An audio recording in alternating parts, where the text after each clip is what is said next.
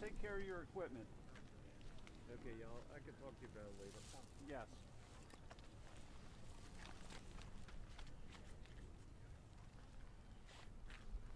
Does anybody want me to call?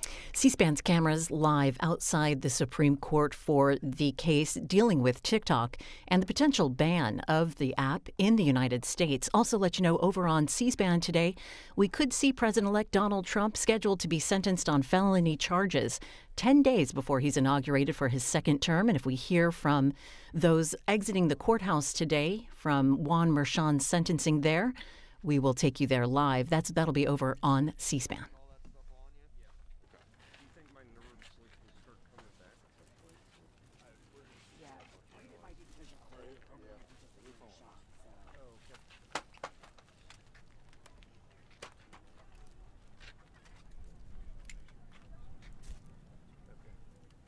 He can't feel his legs or his hands.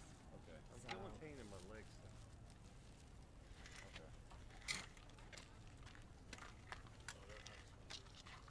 I think I can move my toes a little. Versus Garland and the consolidated case. Mr. Francisco. Mr. Chief Justice, and may it please the court. Under the Act, one of America's most popular speech platforms will shut down in 9 days. That shouldn't happen for 3 reasons. First, TikTok Incorporated is a U.S. company speaking in the United States. The Act requires it to go dark unless ByteDance executes a qualified divestiture. Whether you call that a ban or a divestiture, one thing is clear. It's a burden on TikTok's speech, so the First Amendment applies.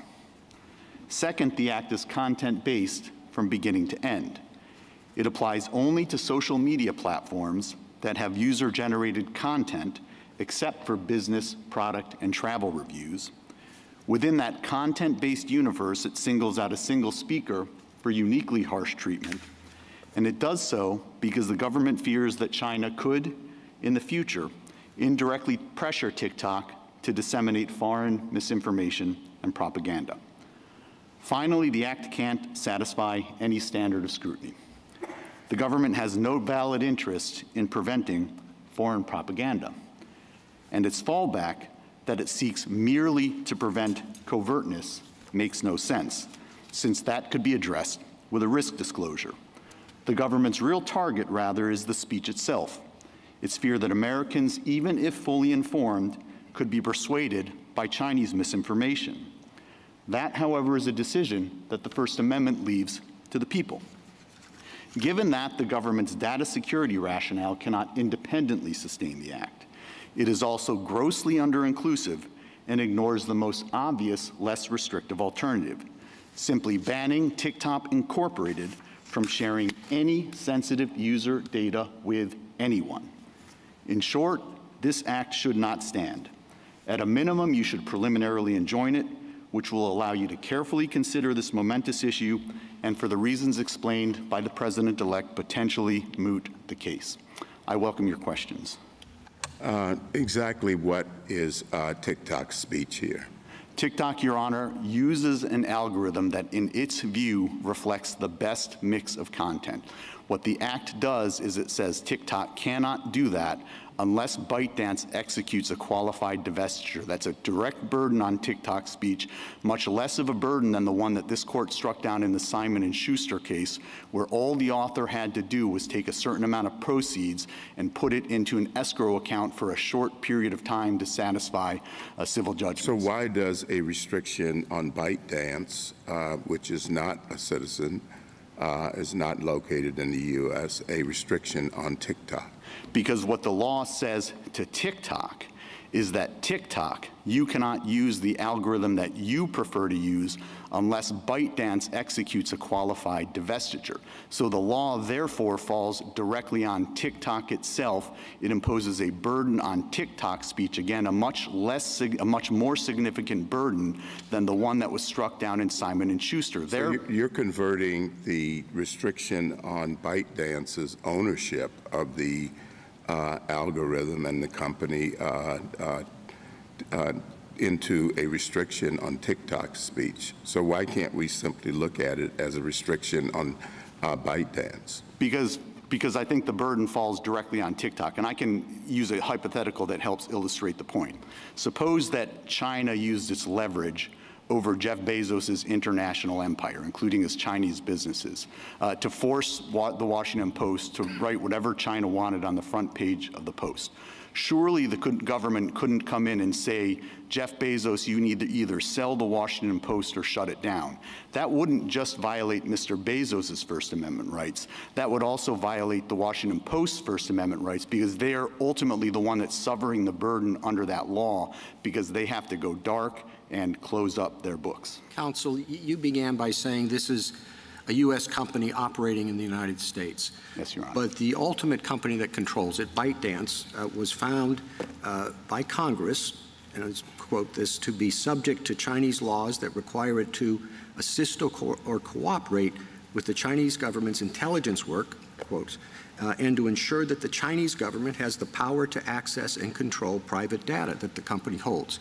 So are we supposed to ignore the fact that the ultimate parent is in fact subject to doing intelligence work for the Chinese government? Well, Your Honor, I don't think you are supposed to ignore that at all, but I also don't think that it changes the analysis for a couple of reasons. Look, TikTok and— Well, just hold a second. Well, as I said, you began by saying this is a U.S. company operating in the United States, and it seems to me that you're ignoring the major concern here of Congress, which was Chinese manipulation of the content and acquisition and harvesting of the content.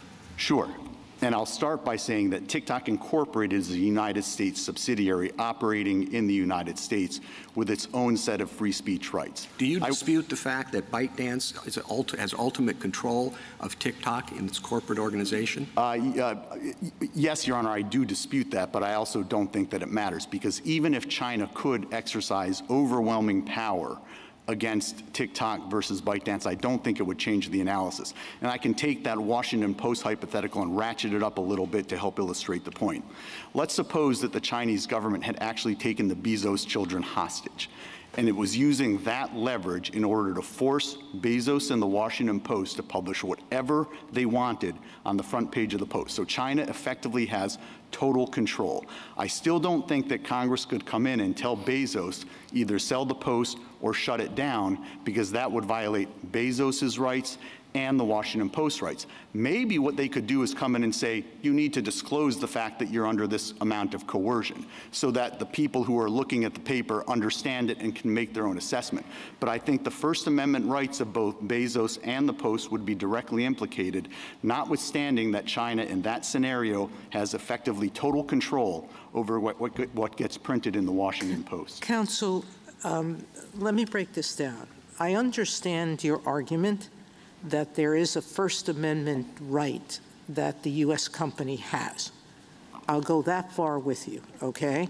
I'll take it. Because we're affecting their ability to talk in whatever way they choose.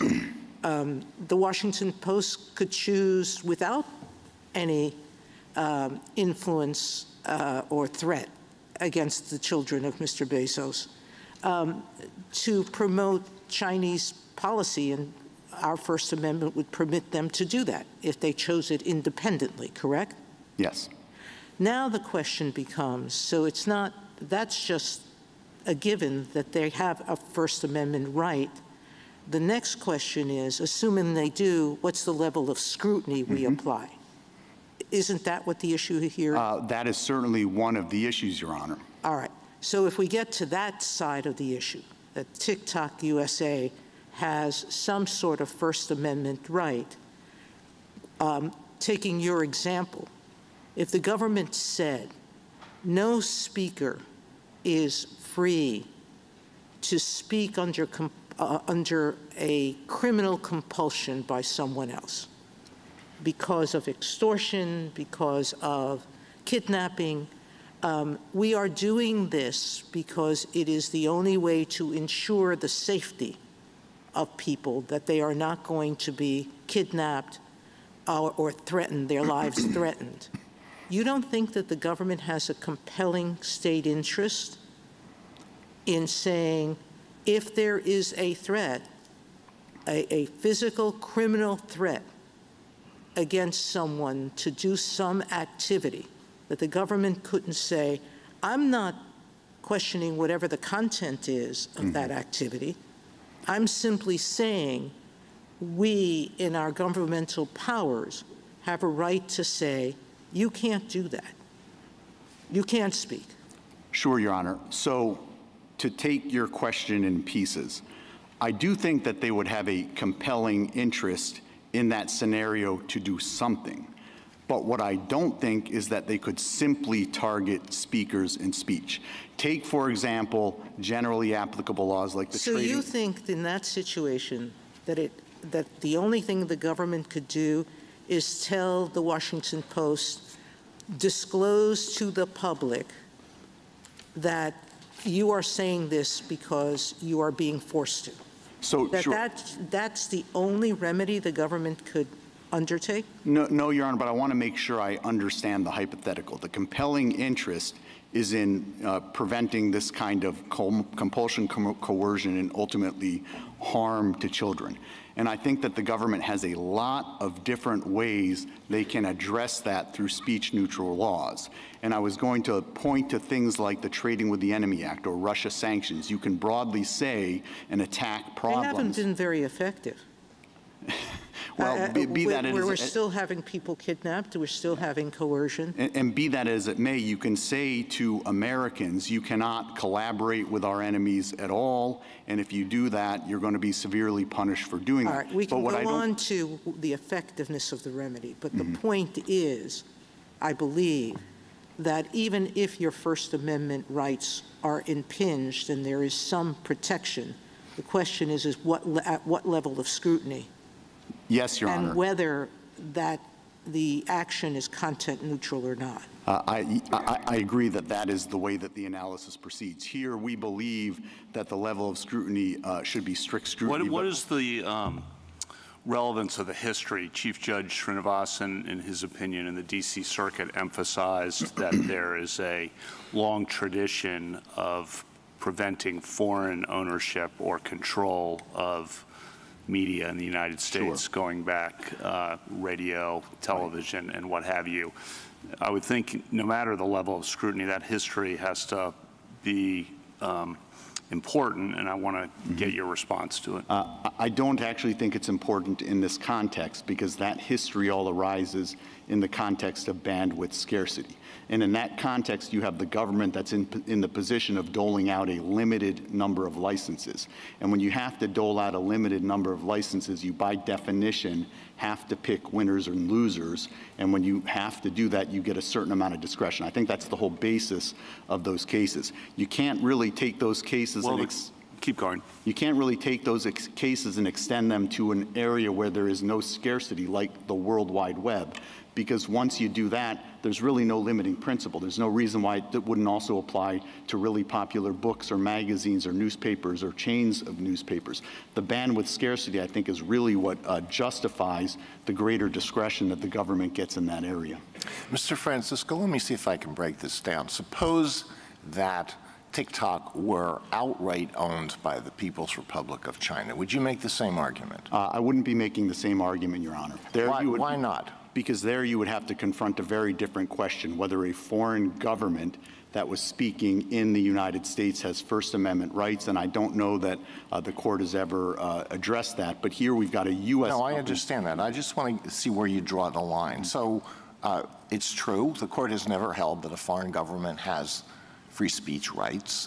And if we were to hold that, I would think it would be because speech by a foreign government, particularly one with enormous resources, is not protected. Allowing that does not serve the underlying interests of the First Amendment, which are, among other things, fostering democratic self-government and furthering the search for truth. So let's assume that we start with that, all right? What if TikTok were then not owned by the foreign government, but it was undisputed that TikTok was totally controlled by the foreign government, could not do one thing without the approval of the foreign government?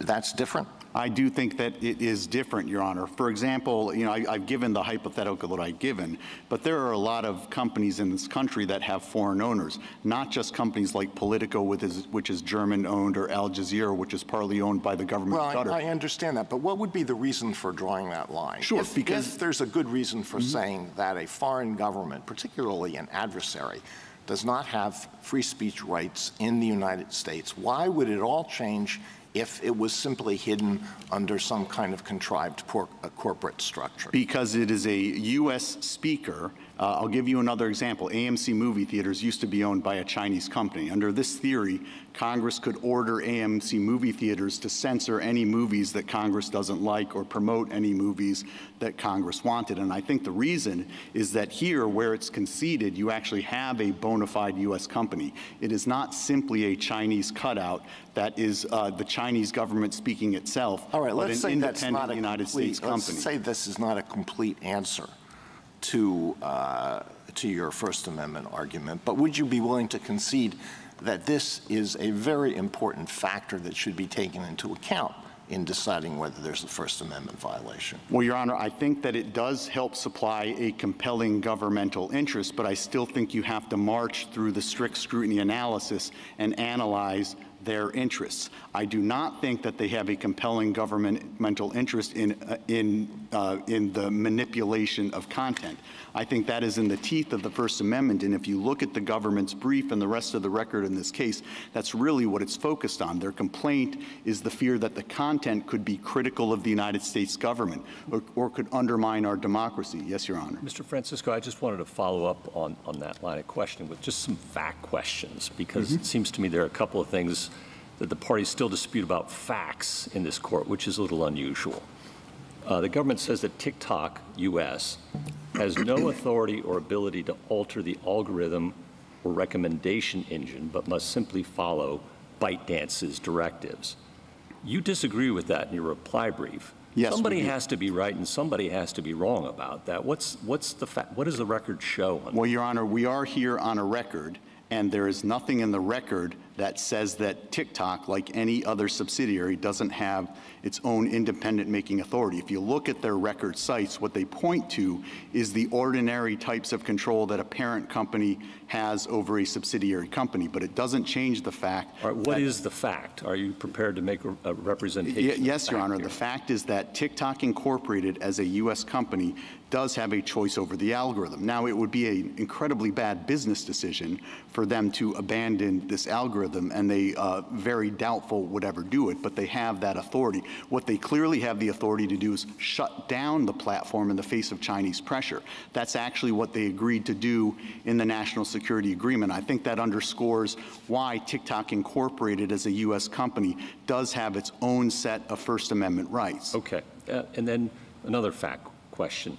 Before the D.C. Circuit, you argued that the Chinese government has made clear in public statements that it would not permit a forced divestment of the recommendation engine. Does that mean that some key component of the recommendation engine is under Chinese control? No, Your Honor. What it means, and this might warrant a little more explanation, what it means is that there are lots of parts of the source code that are embodied in intellectual property that are owned by the Chinese government, and they would restrict, like the United States restricts the sale of those types of things to foreign governments. It doesn't alter the fact that this is being operated in the United States by TikTok Incorporated. Okay. So I got it. Okay. I got it. And then you represent that the divestiture is not feasible within the Act's time frame. I'm sorry for these fact questions, Sure. but I just want to understand what's before us. Would it be feasible in any time frame? I take the government doesn't dispute that it's infeasible in the 270 days provided by law. But would it be feasible? Your Honor, I think, at least as we understand how they've interpreted the qualified divestiture provision, it would be exceedingly difficult under any time frame for two principal reasons. The first is that there's a global team of engineers that are some in China, some in Europe, some in the United States that maintain and update the original source code. And as we understand their interpretation, a qualified divestiture would prohibit any kind of coordination with that global team of engineers. The other reason is because, as we understand how they're interpreting it, a qualified divestiture would divorce the U.S. platform from the global content. So, for example, there are videos created in the United States. There are videos created in Ireland. In order to get global content, we need access to the Irish videos. They need access to the U.S. videos. We understand that couldn't happen. Okay, so you think it's probably not feasible in any timeline? Well, Your Honor, I think it'd be extraordinarily difficult. Okay, last fact question, then I'll yield the floor here. The government admits that it has no evidence that TikTok has engaged in covert content manipulation in this country, but says that ByteDance has responded to PRC demands to censor content outside of China in other countries. Again, you deny that in your reply brief. Somebody has to be right about that. Well, Your Honor, the problem there is everything that follows what you just read is redacted, and so I don't know what it says. What the record shows is two things. The record shows, first, what you just said. They haven't done anything here in the United States with respect to TikTok Incorporated. And second, the record also shows through our transparency reports that we haven't removed or restricted content on the TikTok platform in other parts of the world. And TikTok doesn't operate in China, it operates in other parts of the world. We haven't removed or restricted content at the request of China. That's what we put out in our regular transparency reports. Removed or restricted, though, doesn't necessarily cover covert content manipulation, though, right? Well, Your Honor, I'm limiting my response to what's in the record. Okay. It's very difficult for me to respond to things that where I don't know what the accusation is. I have other questions about the secret evidence in this case, but we'll get to that later. Yes, Mr. Francisco, can I ask you a question about the relevant speech here? So it strikes me that this is a little different than your Bezos example, because there it's clearly content discrimination because we're talking about the ability to post particular articles versus other articles. Am I right that the algorithm is the speech here? Yes, Your Honor. Well, I would say it's, the algorithm is a lot of things. The algorithm has built within it, it's basically how we predict what our customers want to see. The editorial discretion. Yeah, the editorial discretion. It also has built within it the moderation elements. All of this kind of comes together when the source code is translated into executable code in the United States. In the United States, that executable code is then subject to vetting, review, moderation through content moderation algorithms, and so it ultimately lands on the TikTok platform. But what we're talking about as a net choice is the editorial discretion that underlies the algorithm. And I just want to be clear, a lot of your examples talk about, including the Bezos one, the right of an American citizen to repeat what a foreign entity says or say, I'm hitching my wagon to China, I want to say everything China does. Here, the concern is about the covert content manipulation piece of the algorithm. That is something that ByteDance wants to speak, right? Well, Your Honor, I think that ultimately it's TikTok's choice whether to put it on the platform. And you don't want that? Is your client disclaiming we absolutely resist any kind of content manipulation by China at all. But what I do want to focus in on is what their asserted interests here. They do talk about covertness, but it can't possibly be that all they're concerned about is mere covertness. If all you were concerned about was the covertness untethered from the underlying content, that's something that could be easily addressed through a risk disclosure. But that goes to scrutiny, the level of the application. Let's say that I agree with you the First Amendment is implicated, and I'm trying to figure out what level of scrutiny applies, and I'm trying to figure out what content, if any, discrimination is going on here. There's a disproportionate burden. Let's say that I agree with you about that.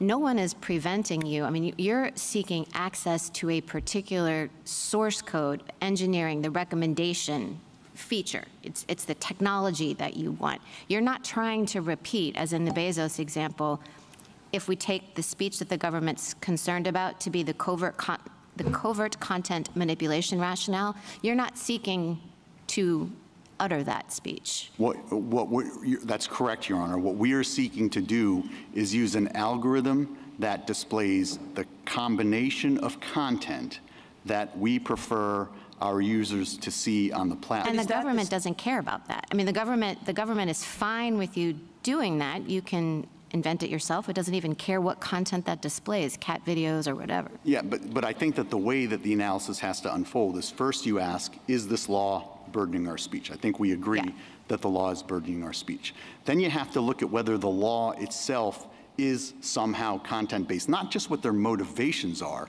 but whether the law is content-based. And here, the trigger for this law, the one thing that gets it going, is if you operate a social media platform that has user-generated content, unless that content takes the form of a product, travel, or business review.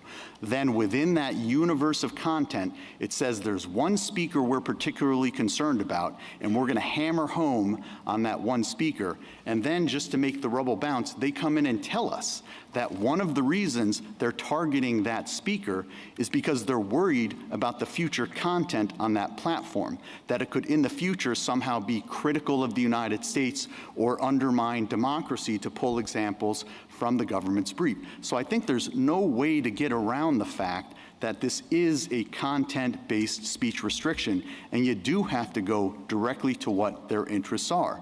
Now, their principal interest is— I think I'm a little bit surprised by one of the answers that you gave to Justice Barrett. I had understood that TikTok's essential complaint here is that they wouldn't be able to use the algorithm that ByteDance has invented, and that they want to use the algorithm that ByteDance has invented. 100%, and if I was unclear on that, Your Honor, I apologize. That is absolutely because I think the core what of the Justice claim. Barrett was saying to you is like, what's the problem here? Because ByteDance is a foreign company. Or maybe this isn't what Justice Barrett says, it's just what I say. ByteDance is a foreign company, and you started off with Justice Alito saying, you know, well, we would be making a different argument, and of course that's true. I mean, I would think that Alliance for Open Society makes it pretty clear that you have to be making a different argument with respect to a foreign state or a foreign company. So let's say that they don't have First Amendment rights. The only First Amendment rights lie in TikTok, which does have First Amendment rights. I guess my question is, how are those First Amendment rights really being implicated here? This statute says the foreign company has to divest. Whether or not that's feasible, however long it takes, TikTok still has the ability to use whatever algorithm it wants, doesn't it? No, Your Honor, and their rights are implicated at a most basic level. In 10 days, TikTok wants to speak. In 10 days, because this law was passed, TikTok cannot speak unless ByteDance executes a qualified divestiture. That's not just ByteDance's choice. That is a condition that's imposed by law. It definitely has effects on TikTok if ByteDance acts in the way that you are assuming it will act. So this is not to say that the First Amendment isn't involved, because TikTok is going to suffer some pretty severe incidental effects. But they are incidental, aren't they? Because the statute only says to this foreign company, divest or else, and leaves TikTok with the ability to do what every other actor in the United States can do, which is go find the best available algorithm. Yeah. I very much disagree that the effects are incidental, because the way that this law works is it is only triggered if somebody is engaging in speech based on their content. User-generated content, except for business, product, and travel reviews. It then singles out a single speaker, and you have the concession for the government that one of the reasons they've singled out that speaker— a lot of emphasis on the idea of just like, you know, I think what you're basically saying is that all speaker-based restrictions generate strict scrutiny. I'm not sure that we've ever said anything like that. You know, let's put aside your argument that this is facially content-based. It seems to me that your stronger argument, or at least the one that most interested me, was this argument of, look, if the government is doing something specifically for the purpose of changing the content that people see, that has to be subject to strict scrutiny. But I don't see that as affecting TikTok, as opposed to as affecting ByteDance. Well, no, I very much do see it as affecting TikTok, because they choose this algorithm because it reflects the mix of content. The government's fear is that China could come in and pressure TikTok through ByteDance to TikTok to alter that mix of content to make it too pro-Chinese or too anti-American. That is very much directly a content-based charge straight at TikTok. The other point I would like to... I hear you that it might very well have that effect. I guess what I'm suggesting is that the law is only targeted at this foreign corporation, which doesn't have First Amendment rights. Whatever effect it has, it has. You know, maybe ByteDance will figure out a way to, like, put this on open source, and then TikTok will be able to use the algorithm. So, Your Honor, if I could take that on directly, because I think TikTok has First Amendment rights. To the extent ByteDance is speaking in the United States, it, I believe, has First Amendment rights. If you conclude that neither has First Amendment rights, then surely the creators have First Amendment rights. But if you take a step back, what their position is that none of these entities, this is the universe of entities affected by this law, none of these entities have the authority to assert First Amendment rights, which means that the government really could come in and say, I'm going to shut down TikTok because it's too pro-Republican or too pro-Democrat or won't disseminate the speech I want, and that would get no First Amendment scrutiny by anybody. That cannot possibly be the case, yet that is the effect of their position. The last point I'd like to emphasize, though, is this law, like the Playboy case, like the Hobby Lobby case, has built within it a less restrictive alternative, which is the general provision, by definition designed to protect against the very harm the government is identifying. Suppose New York State passes an asbestos abatement law. They say these types of buildings have to abate asbestos. In addition, New York Times, you have to abate asbestos in your building, and they say there are two reasons for this. One, we want to abate asbestos. Two, we hate the New York Times editorial page. Surely, at the very least, what you're going to say is you can't target the New York Times directly. What you can do is throw them into the general process. Thank you, we think that's the minimum that should be done here. Thank you, Counsel. We've been talking about connection between the regulation of TikTok and the burden on expressive conduct. And your basic position is that interfering with the ownership of TikTok constitutes a direct regulation of the expressive conduct of other people. What is your best example in our precedent of a situation where a regulation of corporate structure or something else has been treated as a direct regulation of expressive conduct? The regulation of a corporate structure as Your Honor, I don't have a case at my fingertips. I can consult. Well, I don't have one at my fingertips or any other rebuttal, but I think it's quite clear, though, that if you're saying to a company, you have to stop talking unless somebody else does something, and that's imposed by the force of law, it directly affects that company's speech. Well, again, I don't know if it's directly affecting the company's speech or the speech of third parties, and I'm not sure what, where your emphasis is. But again, I'm not sure there's another case where we've said that regulating a company others' expression should be treated as direct imposition on their speech in terms of the standard of review, for example, when it's based on derivative regulation of corporate structure of somebody else. Well, Your Honor, I think that I would concede that this is a pretty unprecedented case. I'm not aware of any time in American history where the Congress has tried to shut down a major speech platform. But I think that if a law imposes a direct regulation on a third party, that in turn results in shutting down somebody else's speech, and they do it for content-based, viewpoint-based reasons, and in particular on this record, because the speaker that is ultimately being shut down, they don't like the speech of that particular platform. That's a real problem. So it may be a real problem or may not, but I just am wondering if there's any precedent where we have that same connection and that it affects the standard of review, for example. You would treat it as a direct restriction on expression.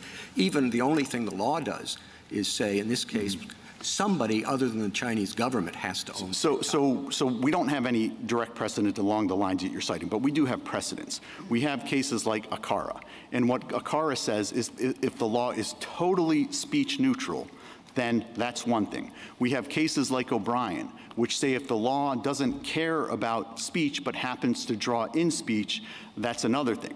Both of those cases make clear, however, is that when the law is concerned with the content of the speech when the justification is based on the content of the speech. That's cases like Reed 2. Then you do trigger strict scrutiny. So then I think your argument comes down to, is this direct concern with speech, or is it concerned with the potential for Chinese interference with the level of interference indirectly? In other words, they're not coming back. The Chinese government, TikTok, doesn't care what the people are saying on TikTok. That's not the concern. The concern is that they are regulating a particular channel of communication. And I just wonder if there's any precedent for that type of thing. They're not saying we're going to restrict this content and that content, but not this. They're just saying we're going to be in a position where we can control what happens, whether it's based on expression, whether it's based on anything else. So, Your Honor, I disagree. And I think if you take a step back and look at this record, I think it is quite clear that it is focused on both current and potential future content on TikTok, TikTok Incorporated. Here, you don't have just an act that is based on speakers and speech. It's triggered by speech. It's focused on a single speaker, TikTok Incorporated. Justice Thomas, anything further? Justice Alito?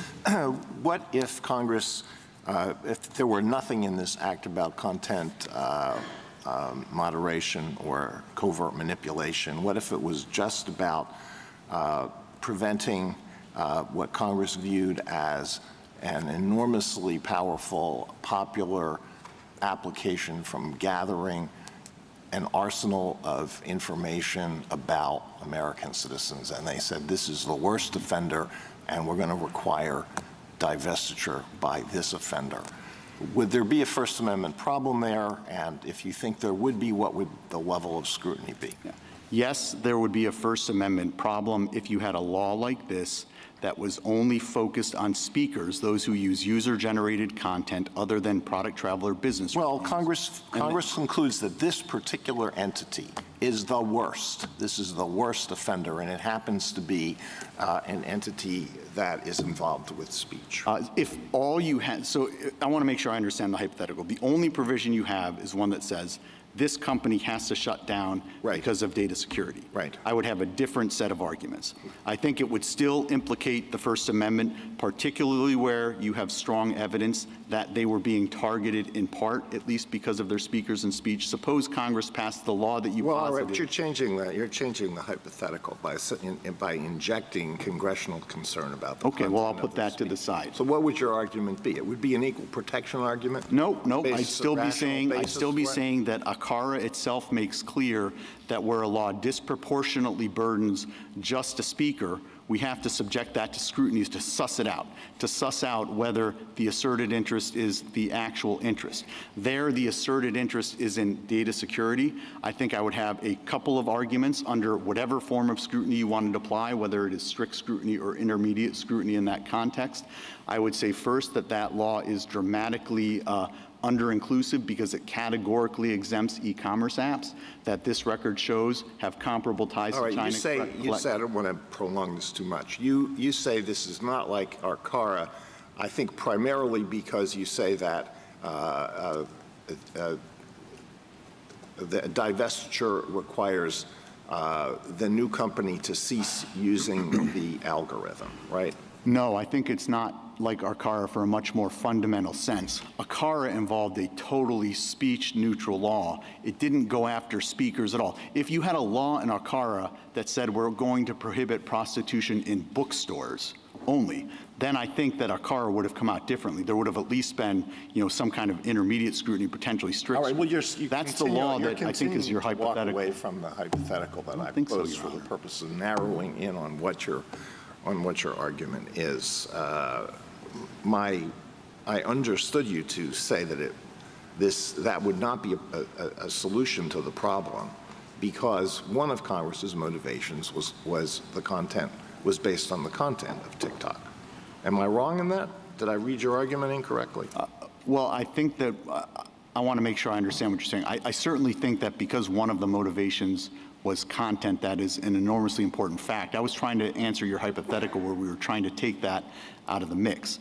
And the reason why ACARA is different is because ACARA didn't just simply say no prostitution in bookstores. That's what your hypothetical effectively says. It says no data security problems in speakers or in this particular speaker, and I think that that would trigger, at the very least, intermediate scrutiny. All right, thank you. Thank you. Justice Sotomayor? That goes to my question, which is, Justice, the Chief Justice asked you whether or not we've ever had a case where pure ownership was at issue and not speech. And I don't think we've had one like that, you're right, but I don't think that your the question gets to the essence of your argument, is it? The essence of your argument is you're being asked to divest because of speech, correct? Correct. All right. So if I get past that, if I go to Justice Alito's point, which is I don't think it's just about speech, it's about data control. Mm-hmm. If it's about data control, and assume, for the sake of argument, that I believe intermediate scrutiny applies to the data control provision, then your arguments would be different, wouldn't they? They would be under inclusiveness, they would be other arguments, correct? Well, Your Honor, I think they'd be very similar because I think the nature of our arguments work just as well under intermediate and strict scrutiny. If I could unpack that a little. No, I'm not going to, Sure. because we're going to run out of time, because we're going to need to figure out what intermediate scrutiny means, but I'm not sure it means what you do, which is I don't think any of our cases have ever suggested that we have to use the least restricted means under intermediate scrutiny. In fact, our cases have said we have to use a reasonable means. And if I could respond to that point specifically, I completely agree it's not a least restrictive means alternative, Your Honor, but you do have to at least consider alternatives. Here, if the concern, let's take the data security concern, which you put your finger on. I know you want to keep going on, but I can't let you, because I can't monopolize the argument, okay? But let me just get to the bottom of that, all right? You seem to suggest that Congress has to actually look at all of the alternatives and say no. I don't think we have a case that says that. I am not If from the record it's clear that alternatives won't be adequate for whatever set of reasons, isn't that enough? If the record were clear on that, that might be enough. Now but I take here that. on Now the let me key, go to the next question and the last. If I could, Your Honor, just one sentence. If on the key less restrictive alternatives, they had actually considered them and said what you suggested, this would be a different case. But our point is that on the key, most obvious, less restrictive alternatives, a law, for example, that simply prohibits TikTok Incorporated from sharing any sensitive user data with ByteDance or anyone else, there's nothing in the record that suggests they even considered it. And that's why it would fail under even intermediate scrutiny. We have a different problem, which is that the record shows that there is no sharing that could happen that wouldn't put the data at security. But we can go past that. That's incorrect, actually. No, because the NSA doesn't. I'm not talking about the NSA. Or even anything else. But putting that aside, one last question. Assuming that the covert manipulation issue is one, I think that what remains is, to the Chief's question and Justice Alito's questions, if the covert manipulation is a concern, then the question becomes what kind of burden does it put on TikTok USA? And I think your point is that that requires strict scrutiny because it doesn't permit them to speak to the Chinese government through the algorithm and promote whatever speech it wants to promote through the algorithm, correct? It doesn't permit them to speak to the American public through the algorithm. Right. And promote whatever type of speech they want to promote on the algorithm. And I also think that this covert manipulation is a little bit odd. They're not concerned just with covertness. If all you were concerned with I'm going to ask Xi about that. How do you disentangle the two things? Thank you, Your Honor. Justice Kagan? Justice Gorsuch? Justice Kavanaugh? Just on the data collection interest, I think Congress and the President were concerned that China was accessing information about millions of Americans, tens of millions of Americans, including teenagers, people in their 20s, that they would use that information over time to develop spies, to turn people, to blackmail people, people who a generation from now will be working in the FBI or the CIA or in the State Department. Is that not a realistic assessment by Congress and the President of the risks here? Well, Your Honor, I'm not disputing the risks. I'm disputing the means that they have chosen. One way, the most direct way to address that, all of this user data sits on data servers in Virginia controlled by Oracle. I'm not talking about the National Security Agreement. What I'm talking about is a law that simply says to TikTok Incorporated and its U.S. employees, you cannot share that user data with anybody. You can't give it to ByteDance, you can't give it to China, you can't give it to Google, you can't give it to Amazon, you cannot give it to anybody under threat of massive penalties. They never even considered that most obvious alternative, and so whether you apply intermediate scrutiny or strict scrutiny, it's not a least restrictive means test, but you gotta at least consider the most obvious alternative. So you acknowledge the risk that Congress and the President were concerned about. You're just saying the means they chose to address that risk were incorrect, so not permissible. I certainly acknowledge the risk, but I think there are lots of reasons, not just the one I just gave, but there are lots of reasons why that risk still can't justify the law. When it sits alongside of the impermissible covert manipulation risk, I think it falls under Mount Healthy. It's no different if they came in and said, we passed this law, one for data security. I understand that, but just on the data collection, that seems like a huge concern for the future of the country. And Your Honor, again, it is a concern, two responses. First, it is a concern that can be addressed directly. The reason why there's no evidence in this record about whether that kind of direct prohibition on TikTok Incorporated from sharing sensitive user data with anybody, including ByteDance, the reason why the record is devoid of any evidence of that is because Congress never considered the other side of the balance. And that's the minimum that Congress has to do under the First Amendment. It's got to at least consider the consequences of shutting down a speech platform used by 170 million Americans against the benefits of an alternative, like simply saying to TikTok's employees, you're essentially going to get massive fines, potentially jail sentences, if you share any of that sensitive user data with anybody. Not TikTok, not ByteDance, not China, not anybody else in the world. Yet there's nothing in this record that suggests they even considered that alternative. What happens after January 19th if you lose this case? Can you just spell that out? At least as I understand it, we go dark. Essentially, the platform shuts down. Unless there's a divestiture. Unless there's a divestiture, unless President Trump exercises his authority to extend it by night. But he can't do that on January 19th. On January 19th, we still have President Biden. And on January 19th, as I understand it, we shut down. It is possible that come January 20th, 21st, 22nd, we might be in a different world. Again, that's one of the reasons why I think it makes perfect sense to issue a preliminary injunction here and simply buy everybody a little breathing space. This is an enormously— What do you mean by shut down, too? Can you just spell that out? So, if you the app is not available in the app stores. That's at a minimum. But in addition, what the Act says is that all of the other types of service providers can't provide service either. Now, there's enormous consequences for violating that for the service providers.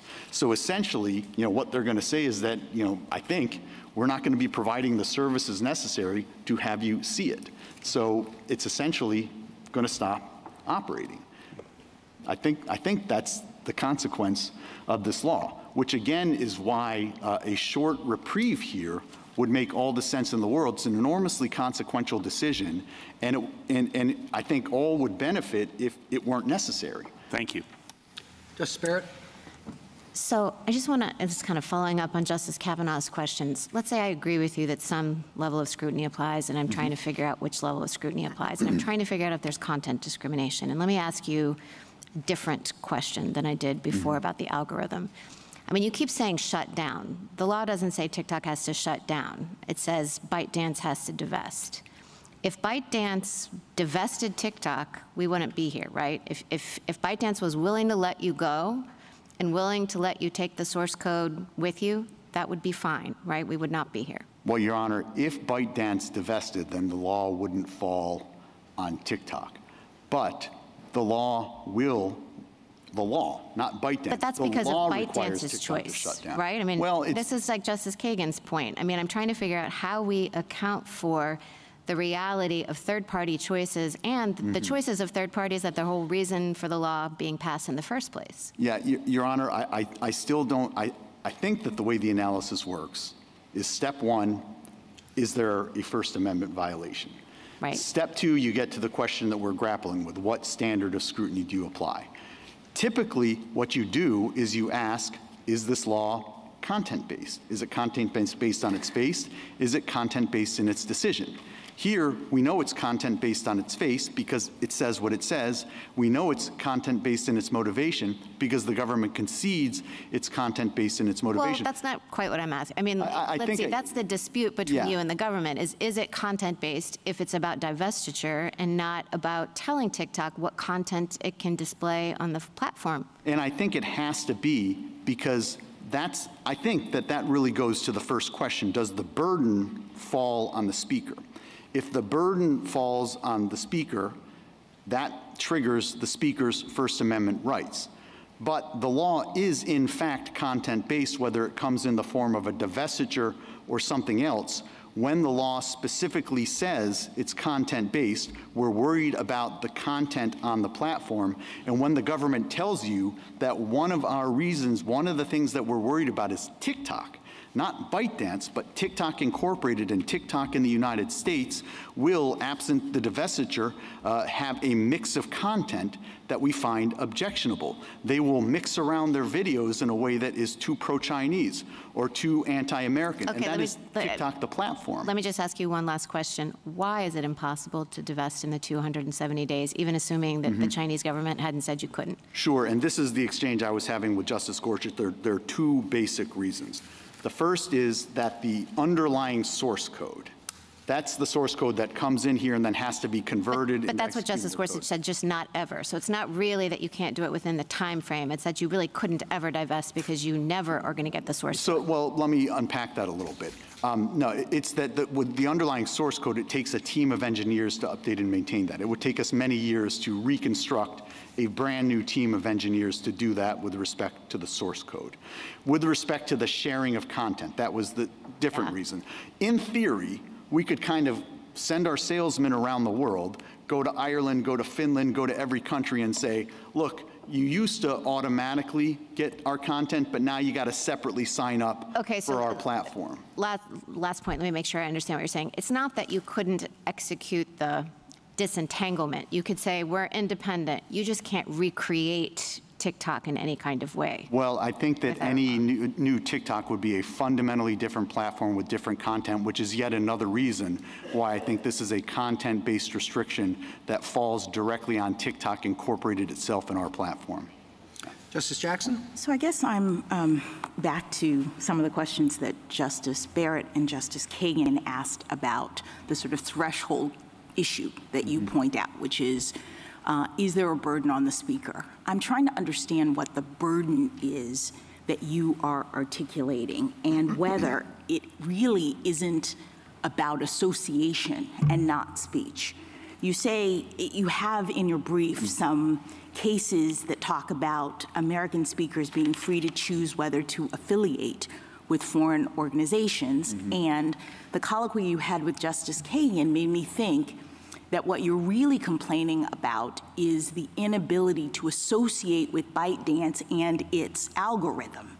That it's not really about, if TikTok came up with its own algorithm or bought an algorithm from some other company or devised it or whatever, this law would have nothing to do with them from your perspective. But the problem I think you're articulating, and this is, I'm seeking your clarification. Sure. The problem I think you're articulating is that you want to use ByteDance's algorithm and therefore associate with ByteDance, and Congress has prohibited that by requiring divestiture.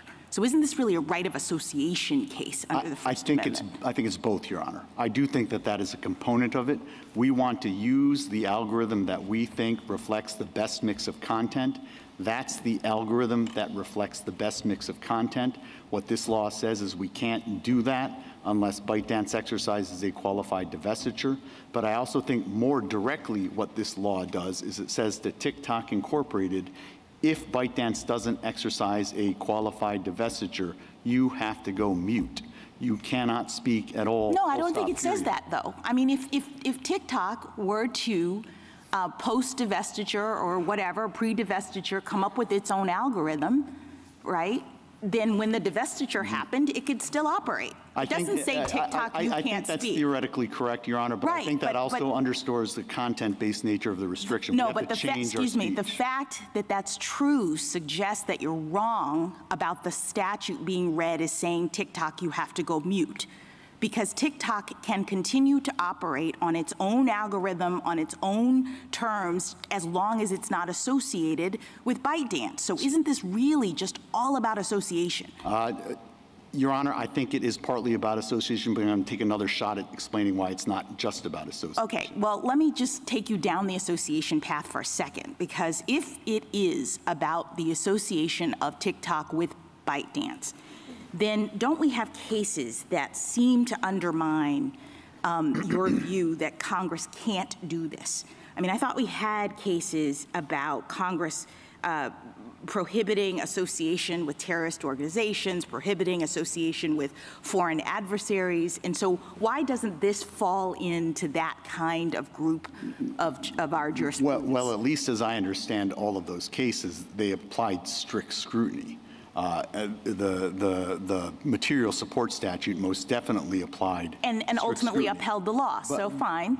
But sure, and I think if we go down the strict scrutiny road here, I don't see that this law can possibly be satisfied under the interests that they assert here. But I do want to emphasize why this is also about TikTok speech. Even under your hypothetical where theoretically they can say something differently than they are saying today, that in and of itself is a direct restriction on TikTok speech. They can't engage in the speech they want to engage in. They have to engage in a different kind of speech, the speech they don't want to engage in. That is a direct burden on TikTok Incorporated speech. All right, I think I understand that argument. Let me ask you a question about your colloquy with Justice Kavanaugh. Did I understand you to concede that there is a compelling interest and that the problem is really tailoring? I mean, you said, I understand the risks. I don't hear you suggesting that the risks don't exist. So it sounds like we've gotten past, even if we're in strict scrutiny world, we've gotten past the compelling interest part of this. No, Your Honor. What I was saying is that all you had standing alone were the data security. That would be a different case. Here, when you have the content manipulation sitting right alongside of the data security, that taints the data security rationale. If Congress came in and said, we're passing this law for two reasons. One, we really care about data security, and two, we hate the speech on TikTok. The data security wouldn't alone sustain that law. Under cases like Mount Pleasant, I understand, but why you're equating we don't want foreign adversaries to be able to manipulate the content on this platform. You're equating that with we hate the content, and I'm just trying to understand why. Because content manipulation is by definition a content-based distinction. Look, everybody manipulates content. There are lots of people who think CNN, Fox News, the Wall Street Journal, the New York Times are manipulating their content. That is core protected speech. That's why they put so much weight on this mere covertness. Right, but that analysis is just about content-based versus content-neutral, and therefore whether you apply strict scrutiny. I'm in the strict scrutiny world, okay? I'm assuming that you're right, that strict scrutiny applies, and now prong number one in that world is, does the government have a compelling interest? And so I'm trying to understand why the government's argument that we have data manipulation concerns, which I understood you in colloquy with Justice Kavanaugh to say is a risk, and we are concerned, based on what Justice Gorsuch says when he's looking at the facts, that the government contends that there's this real problem with this foreign adversary doing manipulation in other places. Are you saying those are not compelling government interests? I am 100% saying that content manipulation is not just not a compelling governmental interest, it is an impermissible governmental interest. You could not go to CNN or Fox News and say, we're going to regulate you because you're manipulating the content in the way that we don't like. That is per se impermissible. Okay, can I just ask you one last thing?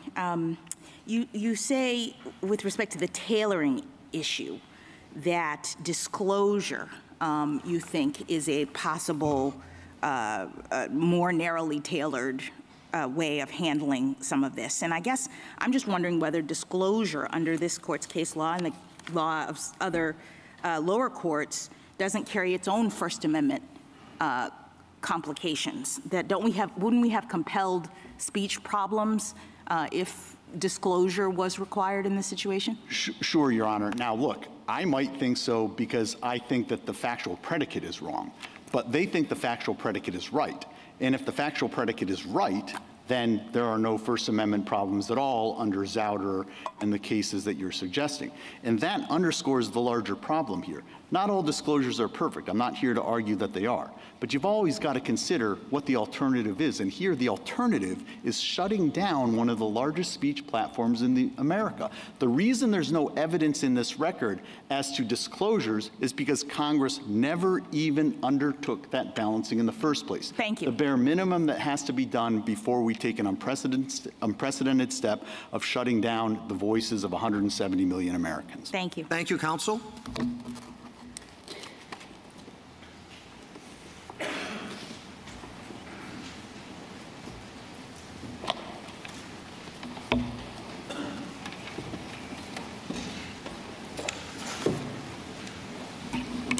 Mr. Fisher?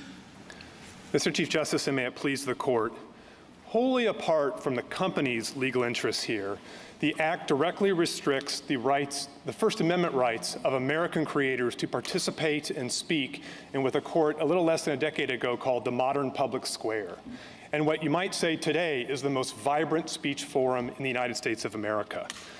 And the Act, therefore, is inescapably subject to strict scrutiny because of the First Amendment implications. And the Act fails that test, and indeed any level of scrutiny under this Court's case law, because the Act and the reasons behind it defy our history and tradition, as well as precedent. American creators have long and always enjoyed the right to speak in conjunction with foreign speakers or work with foreign publishers. Americans even have the right under the Lamont case to receive information from foreign speakers, indeed foreign governments. So that leaves the government with its implication and its use of the phrase national security in this context. But that just simply doesn't change the calculus. Throughout our history, we have faced ideological campaigns by foreign adversaries. Yet under the First Amendment, mere ideas do not constitute a national security threat. Restricting speech because it might sow doubt about our leaders or undermine democracy are kind of things our enemies do. It is not what we do in this country. And so we think the Court should reverse, and I would welcome the Court's questions. How exactly are the creators' speech being impeded? So two ways, Justice Thomas. First, I just point you to the text of the statute, which directly regulates text, images, real-time communications, videos. My clients, the creators, are the ones creating that speech and posting it to speak to other Americans. But it doesn't say anything about creators or people who use the site. It's only concerned about the ownership and the concerns that data will be manipulated or there will be other national security problems with someone who's not a citizen of this country or a company that's not here. So there's two ways, and I think the Sorrell case is where you look for the analysis of the First Amendment burden here. As I said, the text of the statute regulates our speech, and then you point out ownership, and this was talked about a lot in the first part of the argument here, so let me be very clear. The American creators have a right to work with the publisher of their choice. So imagine somebody wanted to work on post speech on Twitter, now known as X, and Congress passed a law saying, we don't like the current owner of X. The current owner of X has to sell that platform or else it has to shut down. People who post on that platform and who indeed some of them make a living commentating, engaging on current events, news, politics, would have a First Amendment claim to work with that particular Using that argument, you could have said that about the breakup of AT&T. You could say that about the foreign limitations on foreign ownership of broadcast companies. Well, no, I think that you have to dig a little deeper than that, Justice Thomas. It's not mere foreign ownership, and it's certainly the broadcast cases I'll get to in a moment, but it's foreign ownership because of a particular perspective. If you boil it down to an essence, the owner of a print media or online media publication is the essence of the viewpoint of that publication.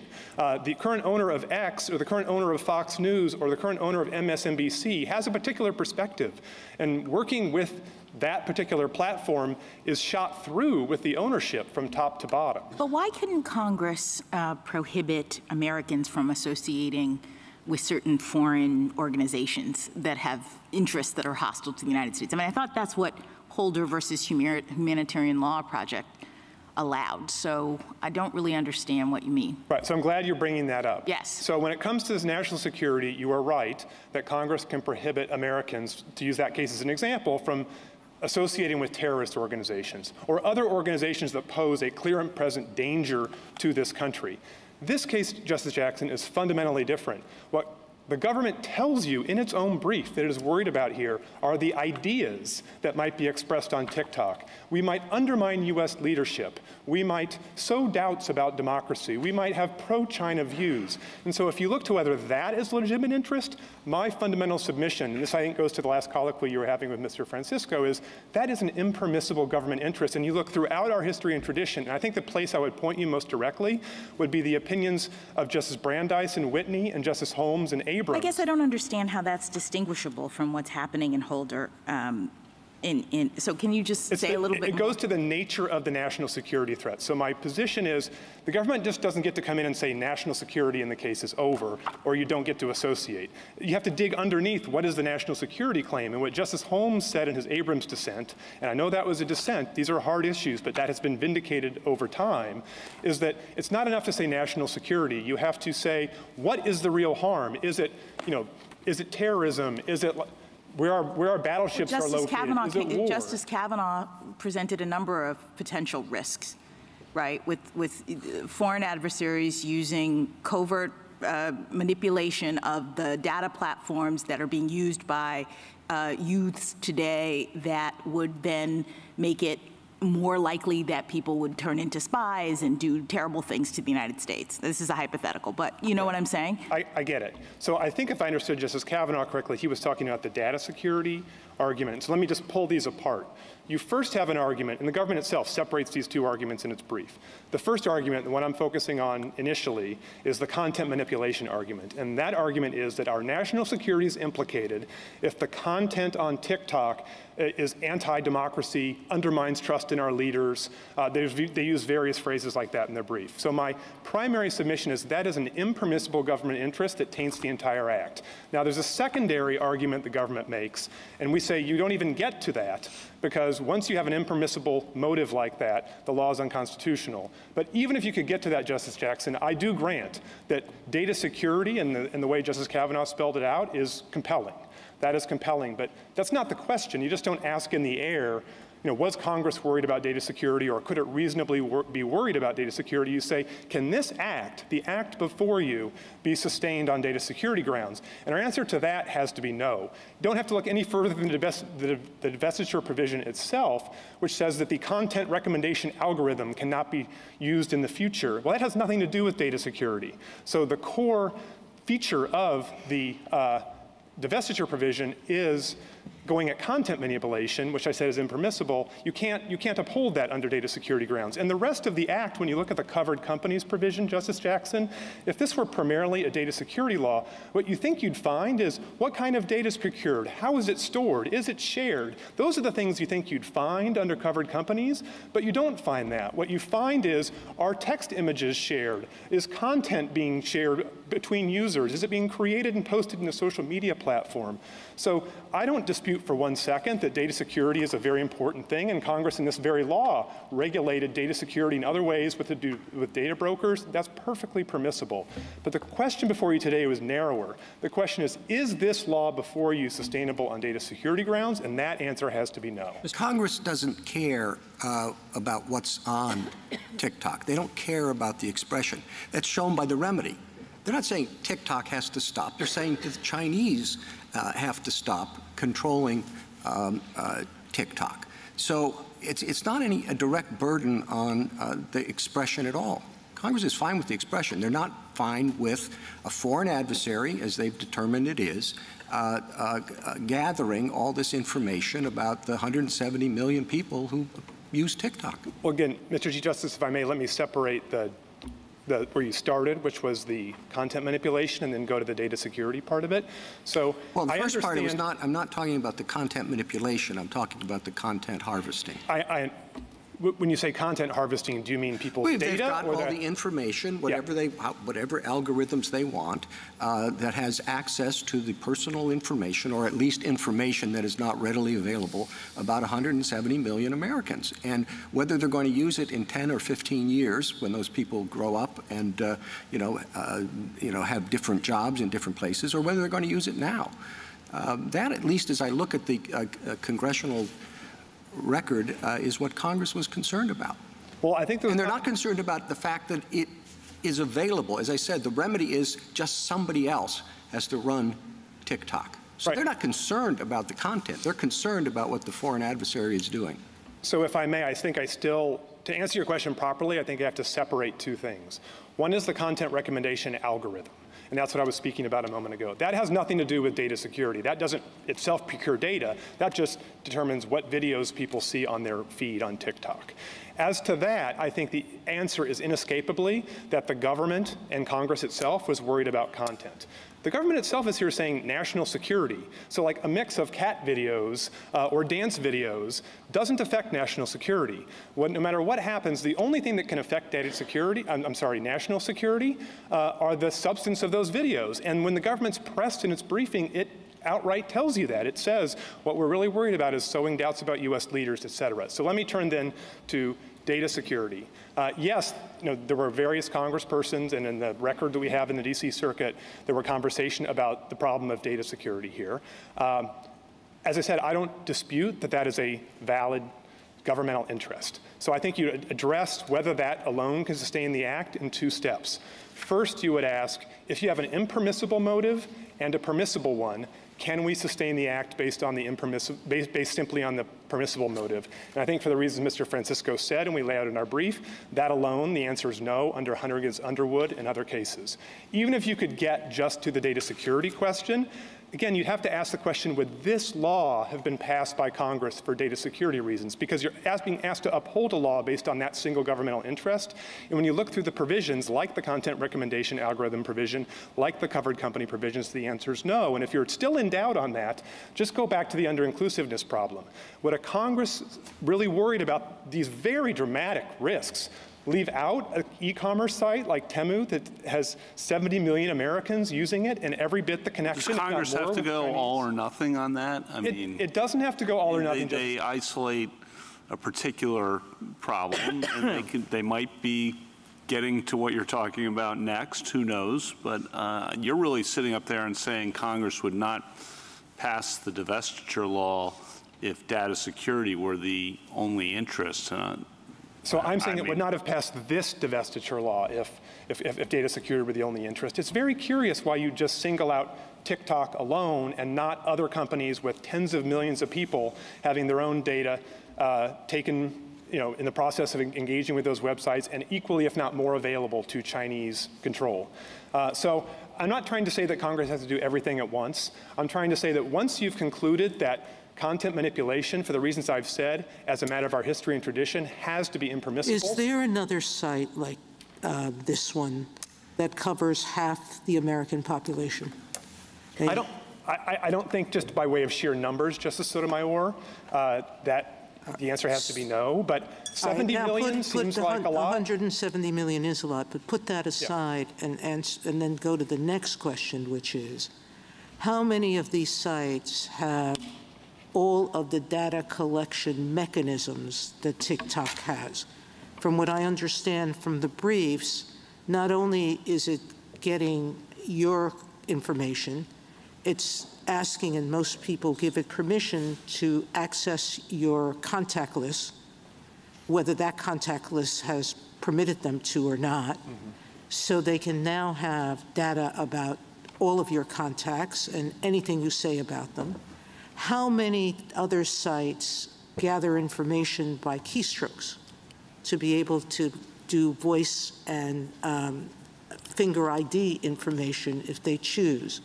And there's a whole lot of data stuff that was discussed in the brief that I don't think any other website gathers. So wouldn't this be a unique site? If I viewed the evidence that way, how would this be under-inclusive? Justice Sotomayor, I don't think a lot of the suppositions you're making actually bear out. And as Justice Gorsuch was pointing out, one of the, obviously, the real challenges in this case is it comes to you without an ordinary trial record compiled and all the rest. So we have only limited amounts of information. But absolutely, these other websites are taking much the same kind of information, if not more. And as to the contact list thing, I think you also, that points out one other aspect of this. That is voluntary decision by an American user to share that information. You know, in the Riley case. But not informed. And well, even if informed. That could be solved. If you don't think it's informed, that could be solved by a warning or disclosure. No, that can't be, because for the United States, the threat of using that information is what is at issue. It's not whether the user thinks it's okay. It's whether the U.S. believes that it could put sites at issue. But let me ask you one last question and fundamental question. Assuming that content neutral data collection concerns were is one of Congress's provisions, divest because of this. Why can't we separate that out from how we analyze the algorithm question? And couldn't we sever the two provisions to say divestiture is right, but you can't force them not to discuss algorithm? Well, I think the reason why you can't do that was Mr. Francisco explained. I thought I'd direct you to a case like Hunter against Underwood and just analogize it to this situation. If what you had is the government saying, we are shutting down TikTok or requiring divestiture for two reasons. One, because we think it helps the Democratic Party too much. And number two, because we're concerned about data. I think that first interest would be a poison pill. That would be an impermissible, or because we think there's too much pro-Catholic content on TikTok.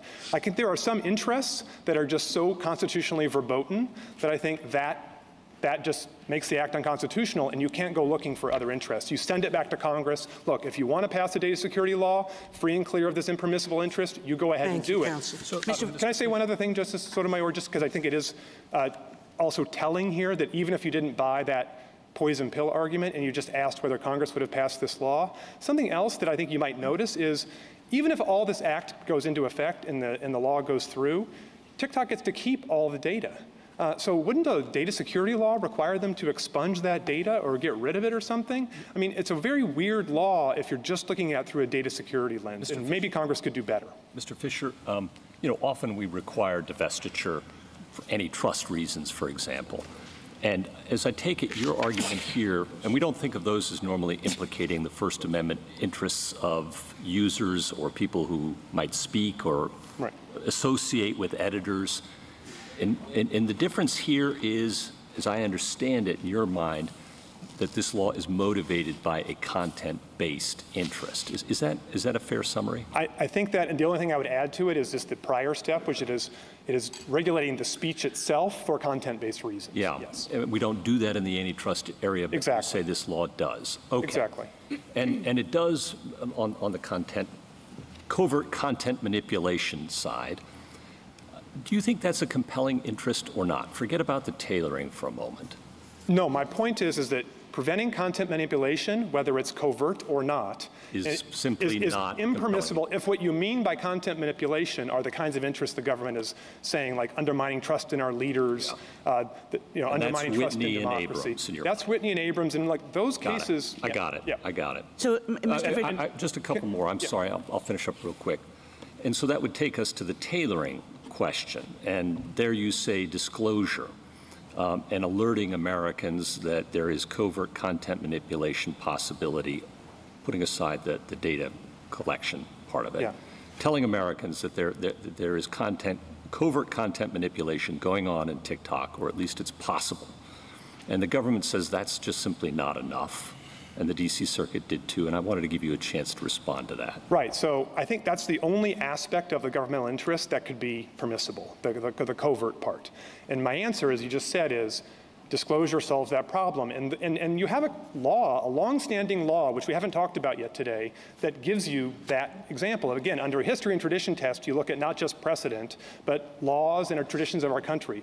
Look at the Foreign Agent Registration Act, passed in the run-up to World War II, and the concern was Americans would be controlled by foreign agents to speak and advocate certain causes. We didn't ban them. You did not ban them. All you did is require, Congress, all Congress did was require disclosure. Certainly I wasn't around for that. On the secret evidence point, I'm concerned about the government's attempt to lodge secret evidence in this case without providing any mechanism for opposing counsel to review it. And I expressed that concern in Zabeta, and I noted that there are mechanisms to read in counsel and that other countries, including our allies, often do that. I just wanted to give you a chance to give me your thoughts on that. Yes, Justice Gorsuch, we made all those arguments in the D.C. Circuit, so there was a flurry of motion practice about whether or not the government could rely on classified evidence. Those motions were never resolved. What the D.C. Circuit did, I think you probably noticed from the decision, is say we're going to decide this case solely based on the public record. And my understanding is that's how it comes to this court. But if the court were ever... It's interesting that Congress hasn't acted in this field. I mean, we have in the FISA area, lots of opportunity. They have regulated this area, and it does seem like an area that Congress might want to pay attention to, given the increased appeals to secret evidence that the government has made in recent years. Last question for you. Could the new administration, after January 20th, Mr. Francisco suggested that it might be able to extend the deadline, even though if you were to lose here by January 19th? Is that possible as you read the law? I'm not sure it is. I'm not sure. Maybe that's a question for the Solicitor General. But it certainly is. I thought maybe I'd give you a chance, too. So, as I understand the law, it's 270 days unless extended. And once that time runs, I'm not sure you're talking about an extension anymore. Okay. There's ex post facto law that kind of does this stuff. Thank you. Can I take you back, Mr. Fisher? Let's say I agree with you that if you're talking about content manipulation, that's an inherently content-based rationale for acting.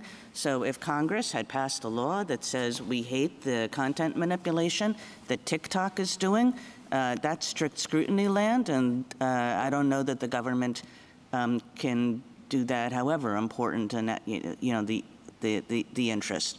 But that's not what Congress is doing here, and this is the same kinds of questions that I asked Mr. Francisco, because if let's take it as a given that Congress actually can do whatever it wants with respect to a wholly foreign corporation or a foreign government.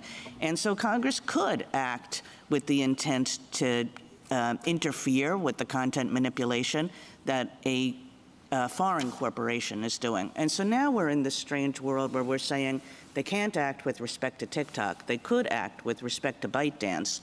Why isn't this Congress acting with respect to ByteDance in the sense that all it's doing is saying ByteDance has to divest, and then TikTok can go about its business, use whatever algorithm it wants, use whatever content moderation policies it wants, just like everybody else does, choosing from everything that's available on the open market?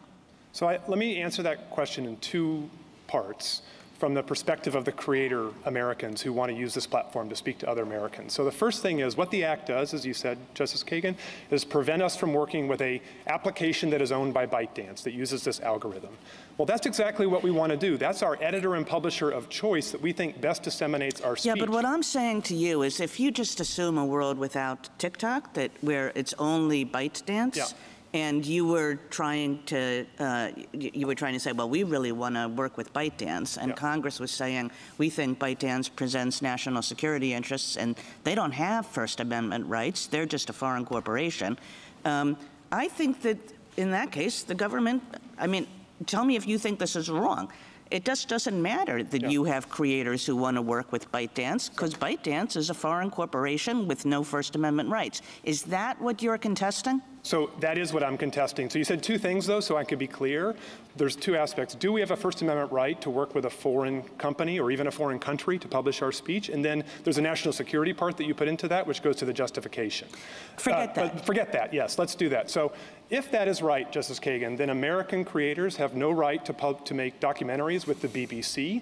They can't work with Al Jazeera if Congress wants to prevent that. Any number of other publications that are state-owned wholly or partially.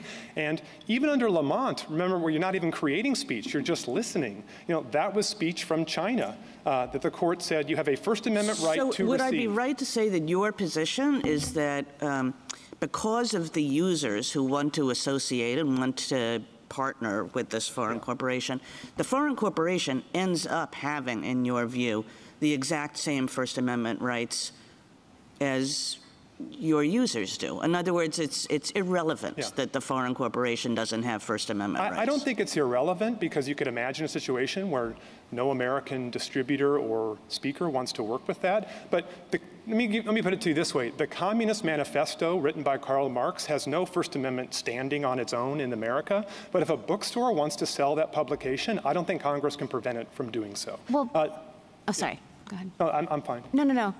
I'm good. Okay. So I want to press you a little bit on the distinction, because in Lamont, the prohibition worked directly on the American. Like, you have to specifically request this information that comes. This is working, kind of as Justice Kagan's questions were pressing you, this is working on ByteDance. It's not saying to your creators, you can't post on ByteDance. That's indirectly going to happen if ByteDance chooses itself not to permit TikTok to walk away with the code. So does that matter, that distinction between Lamont and this case? No, for two reasons. One, under the Sorrell case, you look to not just the law itself, but its practical operation.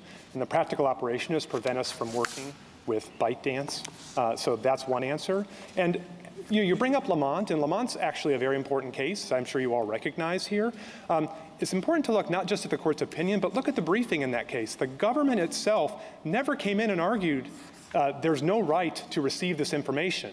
That's the sort of greater argument. All the government argued was, of course Americans have a right to receive this, but it's just not so much of a burden to require them to raise their hand to get it. So Archibald Cox, when he was the Solicitor General, said to the court quite explicitly in the brief, we're not even going to make this argument because we think it's so contrary to history and tradition. All we're going to argue is the burden isn't enough. Now, what happened is the D.C. Circuit kind of turned that upside down and said, oh, Lamont's just a case about the burden. Well, that's because that's the only argument the government was even willing to make in this court. There was no argument that Americans didn't have the right to hear that speech. What about, so I think this goes to Justice Gorsuch's questions about antitrust divestiture. Let's say that for antitrust reasons, or let's even say not for that. Let's say for suspect First Amendment reasons, Congress tells Jeff Bezos that he has to divest in the Washington Post. You know, he can no longer own the Post. And let's say that neither Bezos nor the Post challenges that. But let's say that you represent clients who really like the Post as it was, who really want to keep receiving the Post, who really want to publish op-eds in the Post. Yeah. Would you have standing? Like, what kind of a claim would you be making there? I believe so, Justice Barrett, and the court has cited Lamont in other cases in more recent years to say we've recognized a right of American listeners to receive information from others. And remember, even that is a lot. That's only a small part of the argument I'm making on behalf of the creators. You know, I don't mean to diminish Mr. Francisco's arguments on behalf of the company and ByteDance, but the core speech in front of you in this case are the videos and other forms of communication that people like my clients are posting by the millions every day on this platform to share with other Americans. Can you win is it possible for you to win and Mr. Francisco to lose, or you rise or fall together? No, I think it's possible. I mean, I don't think we should. But was it possible for you to win and him to lose? I mean, you want to win. Let me put it this way. If you were to conclude that something about the corporate ownership structure, and I think there was some conversation about this earlier, impeded Mr. Francisco from being able to assert full-throated First Amendment rights in this case, I would step in and say, well, certainly we can do that and get you to the strict scrutiny. And then the arguments pretty much line up. Then you're in a question of, can the government satisfy strict scrutiny?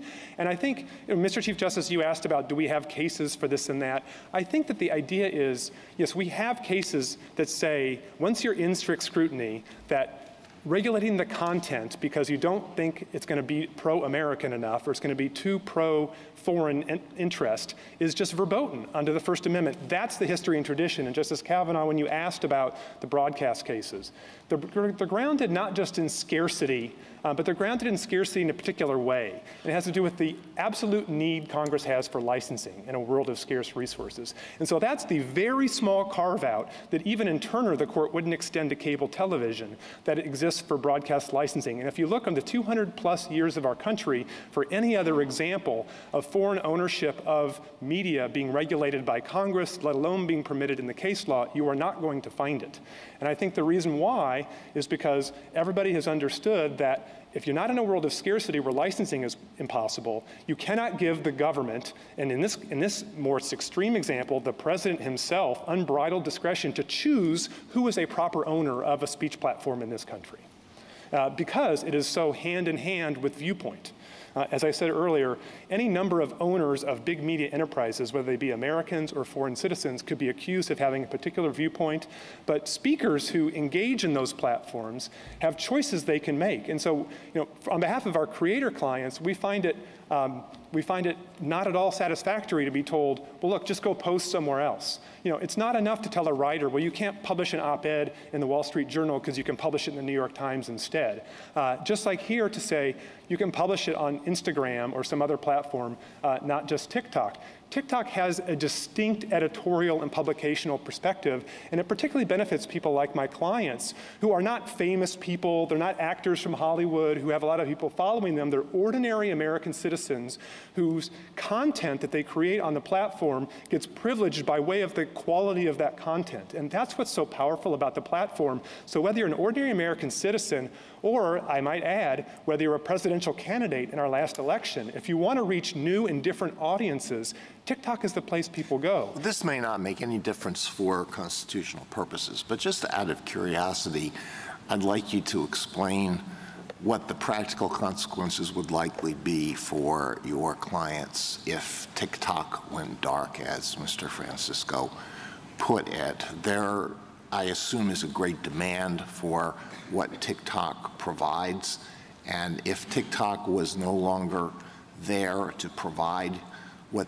your clients really want, is there a reason to doubt that some other social media company would not jump in and take advantage of this very lucrative market?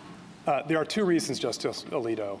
One is many of the declarations from my clients actually explain they've tried on other platforms to generate the kind of audience and engagement they've been able to on TikTok, and they've fallen dramatically. Yeah, I know they haven't so far, and I'm just wondering whether this is like somebody's attachment to an old article of clothing. I mean, I really love this old shirt because I've been wearing this old shirt, but I could go out and buy something exactly like that. But no, I like the old shirt. Is that what we have here, or is there some reason to think that only ByteDance has this, the ByteDance has devised this magical algorithm that all of the geniuses at Meta and all of these other social media companies, they couldn't. No matter, they put their minds to it, they couldn't come up with this magical thing? I think empirically, other companies have been trying for a few years to catch up with TikTok and replicate it and have been very unsuccessful. And so that ought to tell you something. And so just imagine the algorithm here as a collection of thousands of editors. Imagine the floors of an office building being filled with a collection of editors. You could imagine a situation where that collection of genius that is on a particular floor cannot be replicated by another group of people. And that's kind of what you have here. All right, I understand that. Thank you, counsel. Justice Thomas?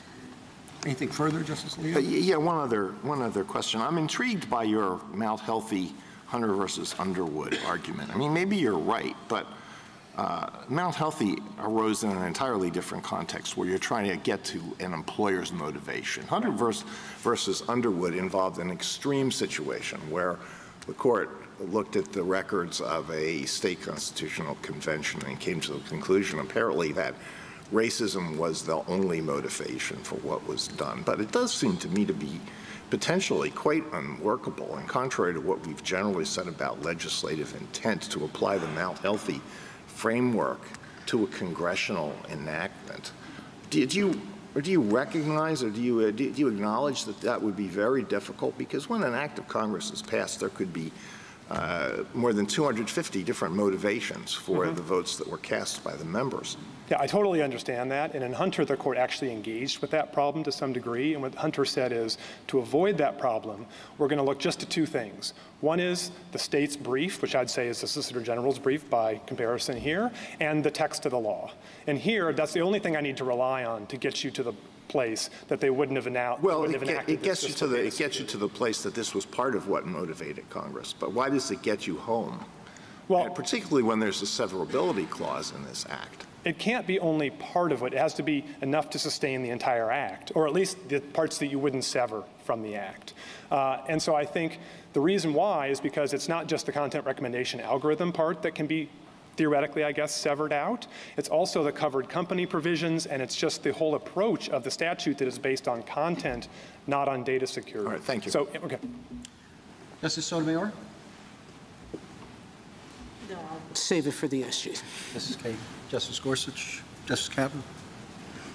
Justice Jackson? One quick question. You repeatedly say that from your perspective, the government's motivation is that the content might be too anti-American or too pro-China, et cetera. So that's why you think this is a content-based restriction. But I guess I'm curious if you would say the same thing if the government had articulated its rationale as saying, you know, our motivation is to limit foreign interference in American social media platforms or discourse. Isn't that a different motivation from the standpoint of how we characterize this? I agree, but then the question I would ask if the government said that, which I think kind of in the reply brief, maybe the government does say that, is that how on earth are you then serving a national security interest? You know, if all you're doing is just saying, we don't like a foreign country rearranging cat and dance videos, like it's hard to come in and make a national security argument. So the only way you get to national security, which is the government's own argument, is to look at the substance that's being rearranged and say, we don't like the way the substance is going to be rearranged and curated differently. Thank you.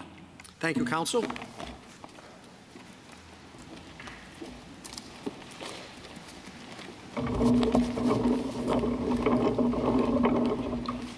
General Prelager.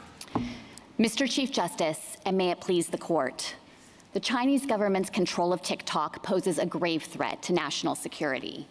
No one disputes that the PRC seeks to undermine U.S. interests by amassing vast quantities of sensitive data about Americans and by engaging in covert influence operations. And no one disputes that the PRC pursues those goals by compelling companies like ByteDance to secretly turn over data and carry out PRC directives. Those realities mean that the Chinese government could weaponize TikTok at any time to harm the United States. TikTok collects unprecedented amounts of personal data, and as Justice Sotomayor noted, it's not just about the 170 million American users, but also about their non-user contacts who might not even be engaging with the platform. That data would be incredibly valuable to the PRC. For years, the Chinese government has sought to build detailed profiles about Americans, where we live and work, who our friends and coworkers are, what our interests are, and what our vices are. TikTok's immense data set would give the PRC a powerful tool for harassment, recruitment, and espionage. On top of that, the Chinese government's control over TikTok gives it a potent weapon for covert influence operations. And my friends are wrong to suggest that Congress was seeking to suppress specific types of content or specific types of viewpoints. Instead, the national security harm arises from the very fact of a foreign adversary's capacity to secretly manipulate the platform to advance its geopolitical goals in whatever form that kind of covert operation might take. The Act addresses the threat of foreign adversary control with laser-like focus. It requires only divestiture of TikTok to prevent Chinese government control. And that divestiture remedy follows a long tradition of barring foreign control of U.S. communications channels and other critical infrastructure. So no matter what level of First Amendment scrutiny applies, this Act is valid because it's narrowly tailored to address compelling national security threats. Now, my friend Mr. Fisher just emphasized, and I acknowledge, that millions of Americans enjoy expressing themselves on this platform. But the important thing to recognize is that the Act leaves all of that speech unrestricted once TikTok is freed from foreign adversary control. The First Amendment does not bar Congress from taking that critical and targeted step to protect our nation's security. I welcome the court's questions. Is there any difference between content manipulation by a non-U.S. company as opposed to a U.S. company? I didn't hear Mr. Fisher make a distinction between the two. Yes, and I think the important thing to recognize is that the act here is targeting covert content manipulation by a foreign adversary nation. Now, I understand my friends to say— What difference does that make? The difference is that there is no protected First Amendment right for a foreign adversary to exploit its control over a speech platform. The difference between covert and non-covert. So I think that Congress's concern with the covert operation was that a foreign adversary could effectively weaponize this platform behind the scenes in order to achieve any number of geopolitical goals. Here are some of the examples that come to mind. One of the pages out of the playbook here is for a foreign adversary to simply try to get Americans arguing with one another to create chaos and distraction in order to weaken the United States as a general matter and distract from any activities that the foreign adversary might want to conduct on the world stage. What do you mean by covert, though? I mean, does covert just mean it's hard to figure out how the algorithm works? Because we could say that about every algorithm. No, the covert nature of it comes from the fact that it's not apparent that the PRC is the one behind the scenes pulling the strings here and deciding exactly what content is going to be made to appear on the site. And another way that the It's just because we don't know that China's behind it? That's what covert means? Well, I think that it doesn't have anything to do with the difficulty of figuring out what the algorithm is doing. It's just because people don't know that China is pulling the strings? That's what covert means? What it means is that Americans are on this platform thinking that they are speaking to one another, and this recommendation engine that is apparently so valuable is organically directing their speech to each other. And what is covert is that the PRC, a foreign adversary nation, is instead exploiting a vulnerability in the system. Well, if that's all it means, that like people don't know that China's behind it, like everybody now knows that China is behind it.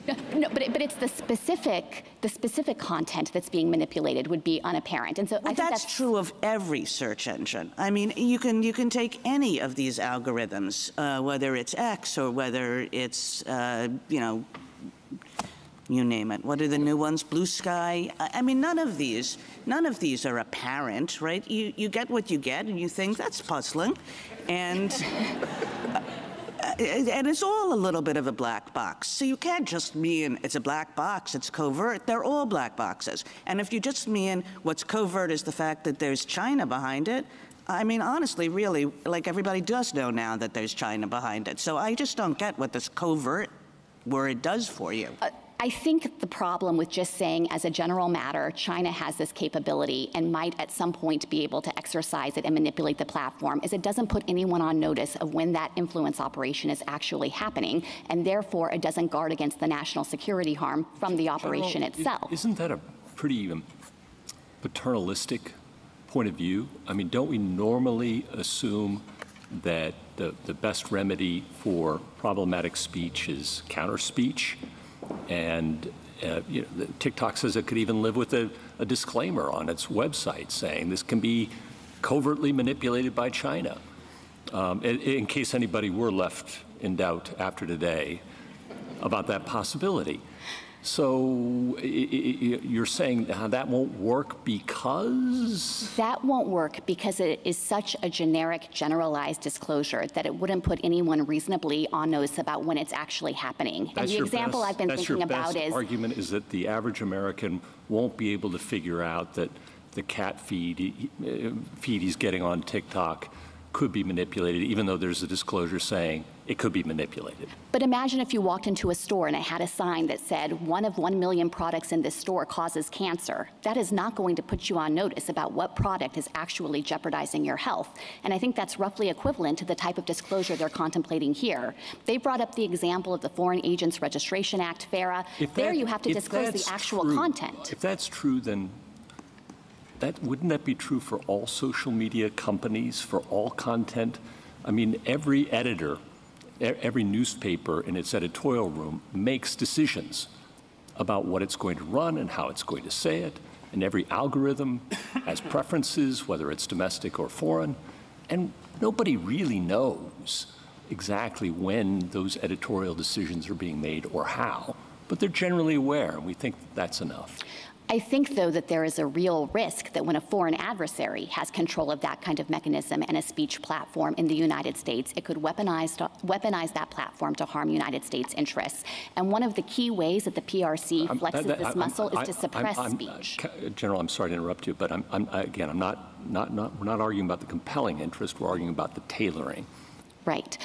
And so I guess what I would say, you began by saying the cure for concerning speech is counter speech. Here, I dispute the premise that Congress was specifically concerned about any particular subject or any particular viewpoint. It wanted to close off a capability of a foreign government.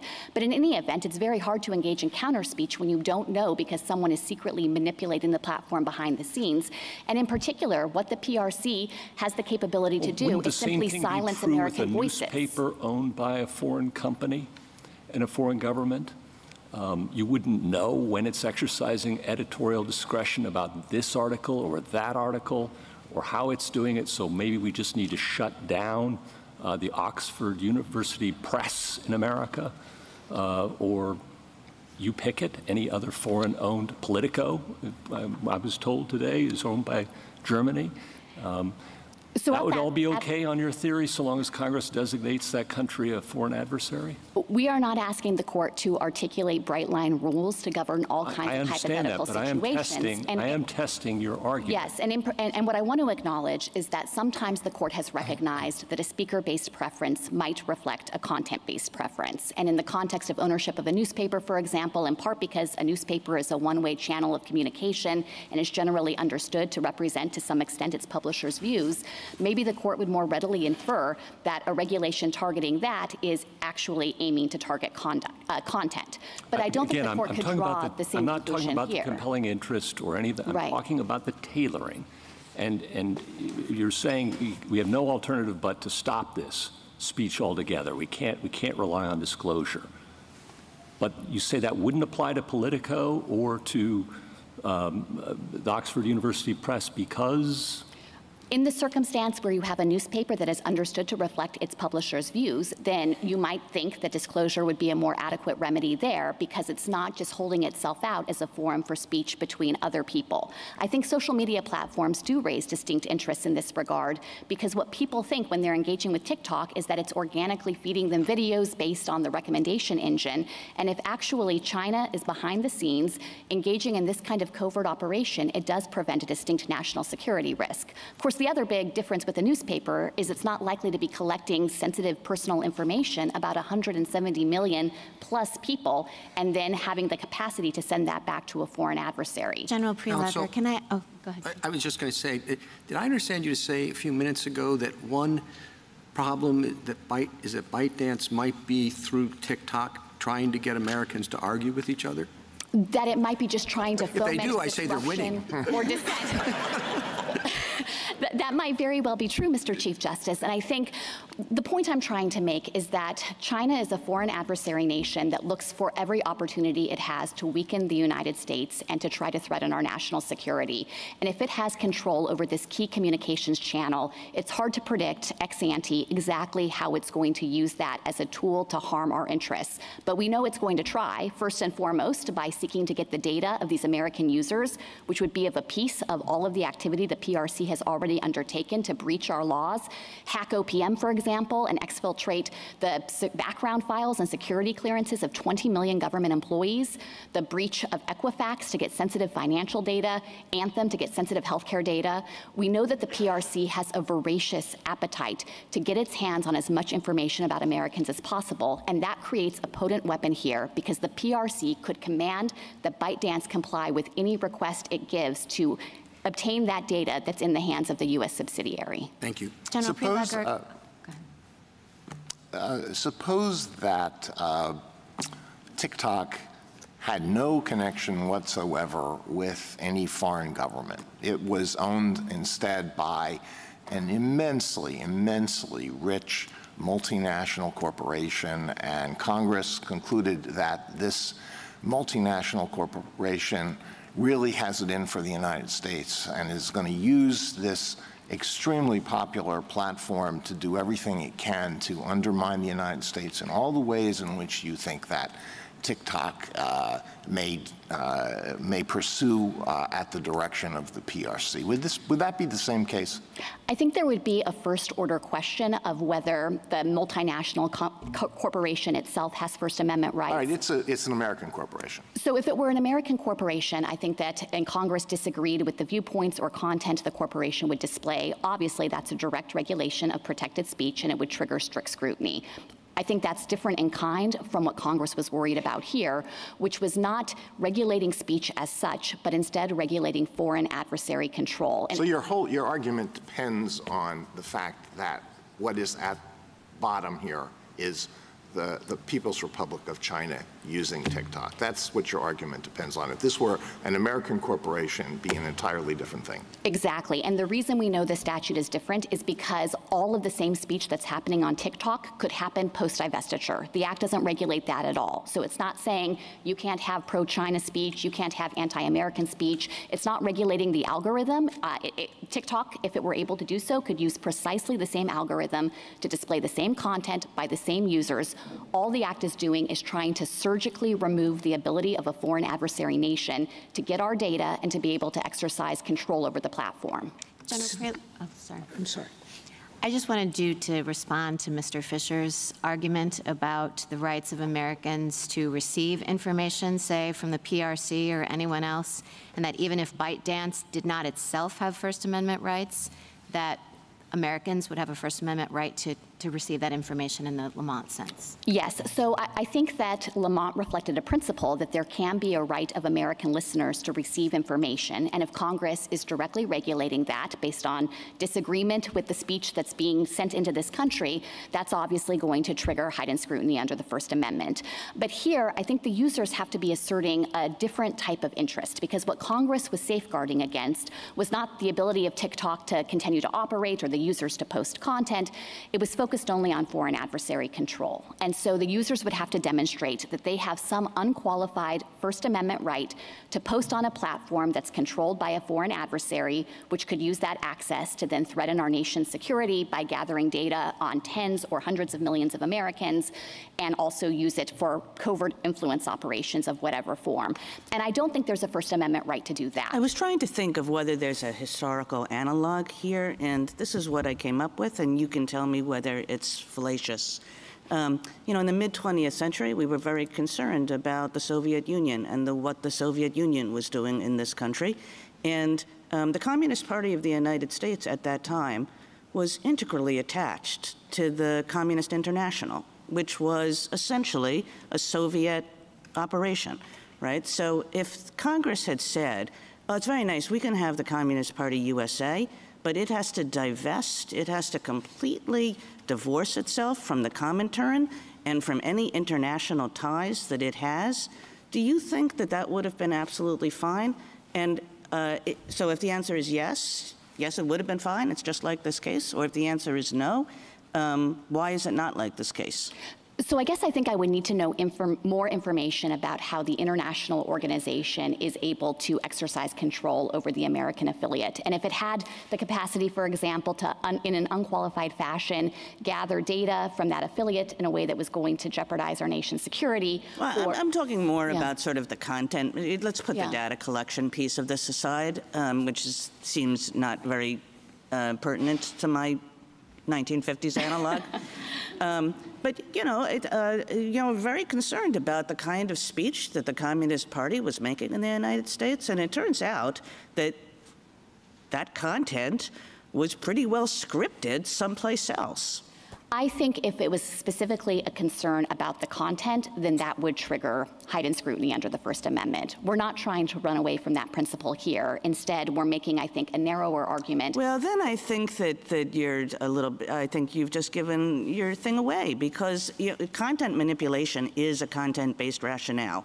We think that this foreign government is going to manipulate content in a way that will that concerns us and may very well affect our national security interests. Well, that's exactly what they thought about Communist Party speech in the 1950s, which was being scripted in large part by international organizations or directly by the Soviet Union. I disagree that the concern with covert content manipulation is itself content-based or that it looks anything like the kinds of laws this court has previously said are content-based. The court most recently in City of Austin said you only have a content-based law when Congress is setting out to discriminate against particular subject matters or particular viewpoints. So it's not enough that the law is regulating in the space that involves content in some way. You have to have this motive by Congress to actually want to suppress speech on certain topics or certain viewpoints. Here, Congress just wants to cut the PRC out of the equation altogether, and all of the same speech could continue to happen on the platform. It's like patching up a backdoor vulnerability that the PRC has that we can't totally see around all the corners to imagine how it could use it against our interests, but we know the PRC will do whatever it can to try. And I think that is different in kind from imputing to Congress some motive to specifically get more speech on certain topics or with certain viewpoints. This law was passed by broad bipartisan majorities in both houses of Congress, and our legislators don't always agree on everything. I think it's unlikely that all of them had exactly the same views about what's good content on TikTok or what are good viewpoints. They weren't united on that. What they were united around was the idea that it is a grave threat to our nation if the PRC can itself behind the scenes be controlling how this platform operates. Why doesn't this act classify on the basis of speaker? I do think that when it comes to the PRC and ByteDance, you could treat this as a speaker-based restriction. And aren't speaker-based restrictions almost always viewpoint-based restrictions, content-based restrictions? The court has said it depends. It hasn't applied an inflexible rule that any time you are regulating certain speakers, you are invariably regulating based on content. Instead, the court has said it warrants closer consideration. And here, if you look at the U.S. speakers, TikTok US and the users, none of them are being regulated in a way that suggests it's disagreement with their content. It's all about what our foreign adversary is doing with respect to the platform. It's hard for me to think of situations, maybe they exist, where our classification based on speaker is not viewpoint or content-based restrictions. I mean, somebody says, Joe can't talk anymore.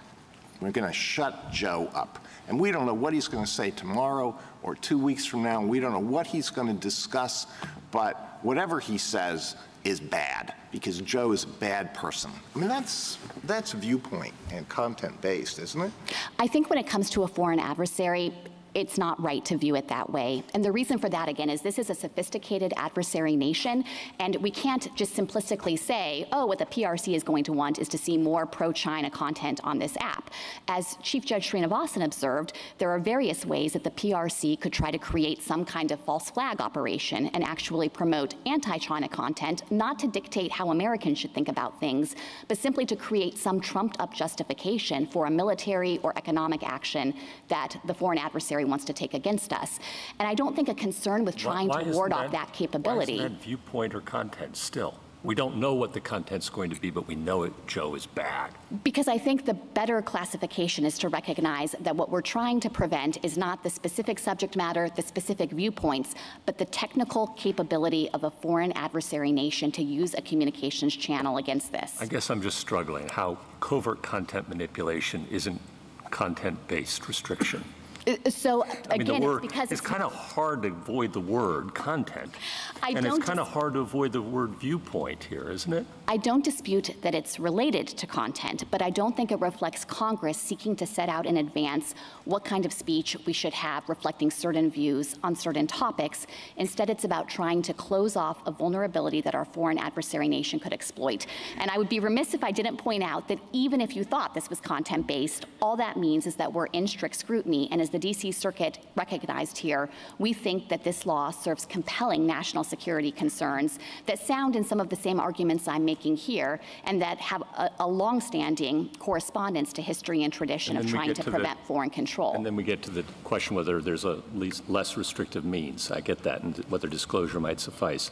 On the data security point, your friends on the other side make the argument that if that were the concern, Congress could ban TikTok US from sharing data with anyone on pains of penalties that would put people in prison and shut the company down in the future, as the government did, for example, with Arthur Anderson.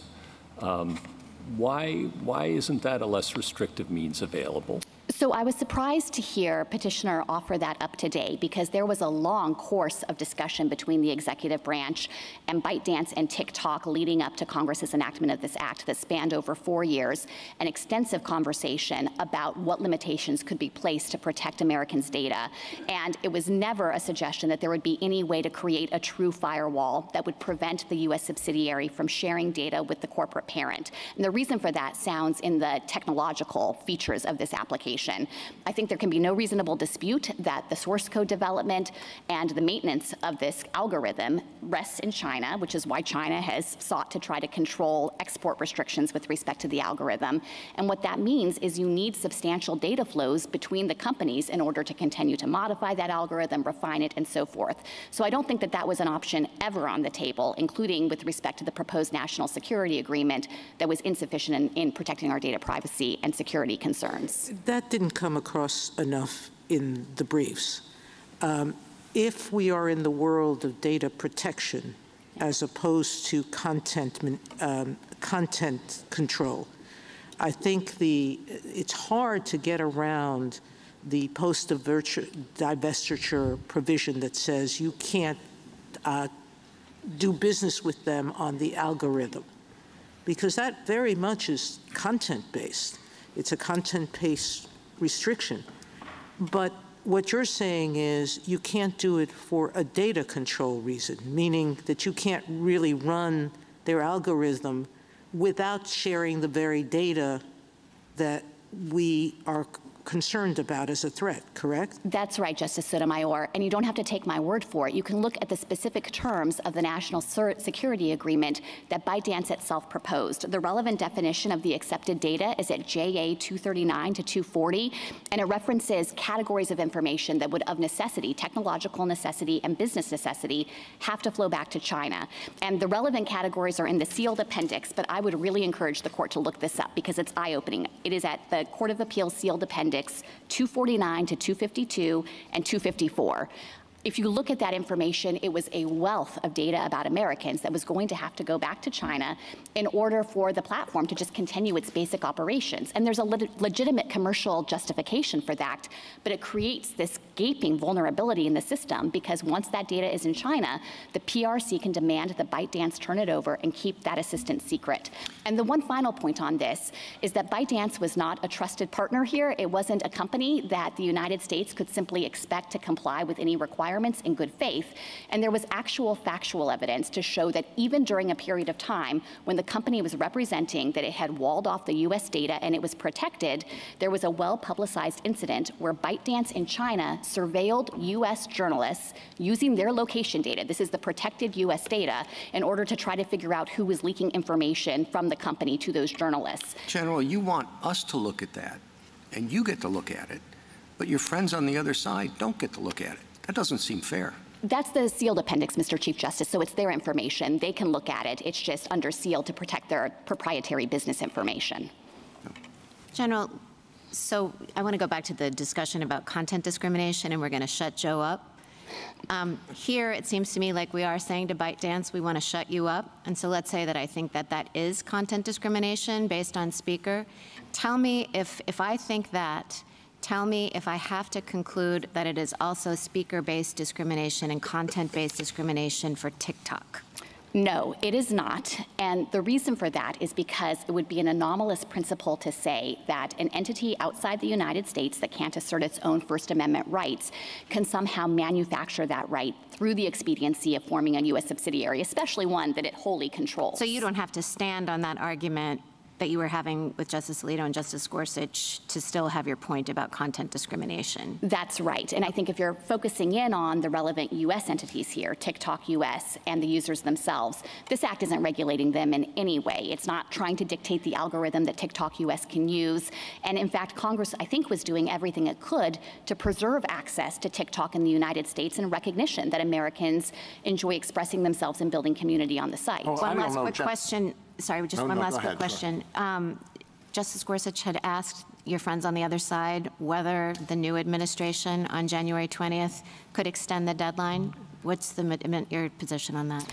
So I think it tees up a statutory interpretation question of whether there can be an extension after the time period for divestiture has lapsed. I would think the court might start with its decision in the Hawley Frontier case, which did recognize the ability to get an extension after a lapse like that. So it's your position that they could? We have not run it to ground, in part because it's simply not presented here, and I'm not prepared to take a position on that statutory interpretation question.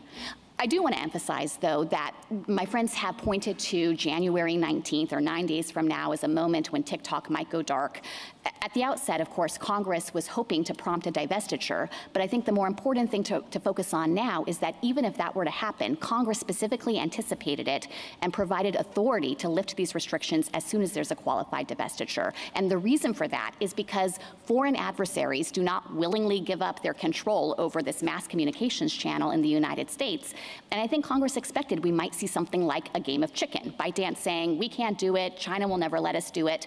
But when push comes to shove and these restrictions take effect, I think it will fundamentally change the landscape with respect to what ByteDance is willing to consider. And it might be just the jolt that Congress expected the company would need to actually move forward with the divestiture process. So it's not irrevocable. That's an interesting point, and I hope Mr. Francisco or Mr. Fisher, whoever's delivering the rebuttal, will address it. So if we were to affirm and TikTok were forced to cease operations on January 19th, you say that there could be divestiture after that point and TikTok could again begin to operate the way, continue to operate. That's exactly right. There's nothing permanent or irrevocable that happens on January 19th. And I think that Congress might have thought that we get in a situation here where a foreign adversary is doing whatever it can to just not comply. It's hoping the United States is going to blink first through our court system or through the executive branch getting cold feet about enforcing the law.